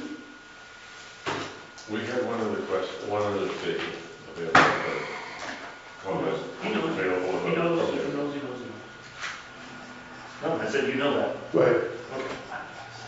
So we have a chance to cool off. Yeah, I was just gonna tell you, the way that it was done in my other departments is any money that you earn, we were paid a fee per call, and if we went out to any wildland fires, all those monies, we had a party at the end of the year, and those monies were given to us.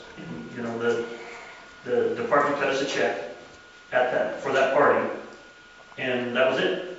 That's the one time we received any monies from the department. Was at the party, the Christmas party at the end of the year. And that gives you guys plenty of time to figure out who gets paid what. Nobody's sitting around wondering, why aren't they paying me? Everybody knows that they got a check coming right before Christmas. And it worked out great. Everybody loved it. And the rookies had to sing in order to get there.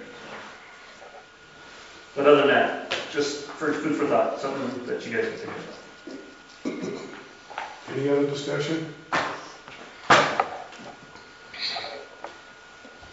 Are we going to debate the amendment to the motion? Well, the way that works, if the person made the motion, if they concur that the amendment can be considered, then you can consider it. If the person says no, it's not added. So then That's what I just said. He's saying that that's not what I said before. I think that's what it And I works. can't read it, it's too dark in here. Yeah. It's okay, I don't want to read it. I know what I said. If an amendment is made to a motion, the sponsor's motion, and the chair allows discussion on that amendment to the motion, all you debate is the amendment to the motion, not the original motion. Right. That's what I just told you. I just said that. You were arguing with me.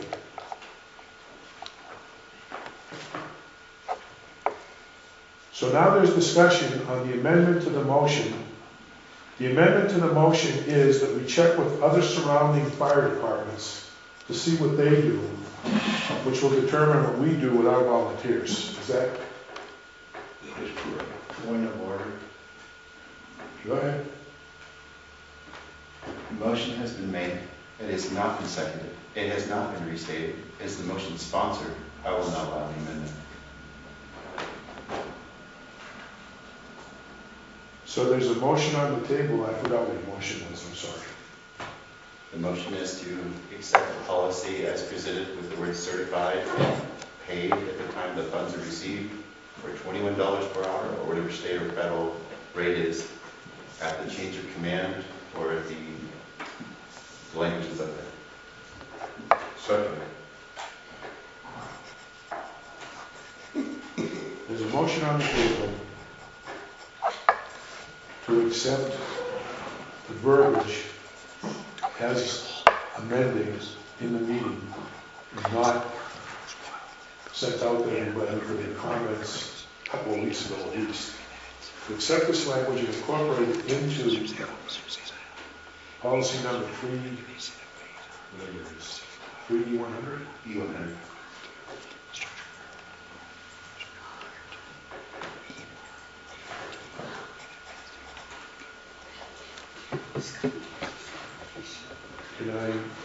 Can I ask you to restate the motion Absolutely. to put a place within this policy that verbiage. Does that make sense? In other words, this is the pay rate here. This is what it's talking about.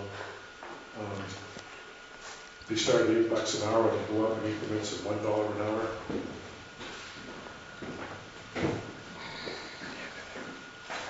Okay.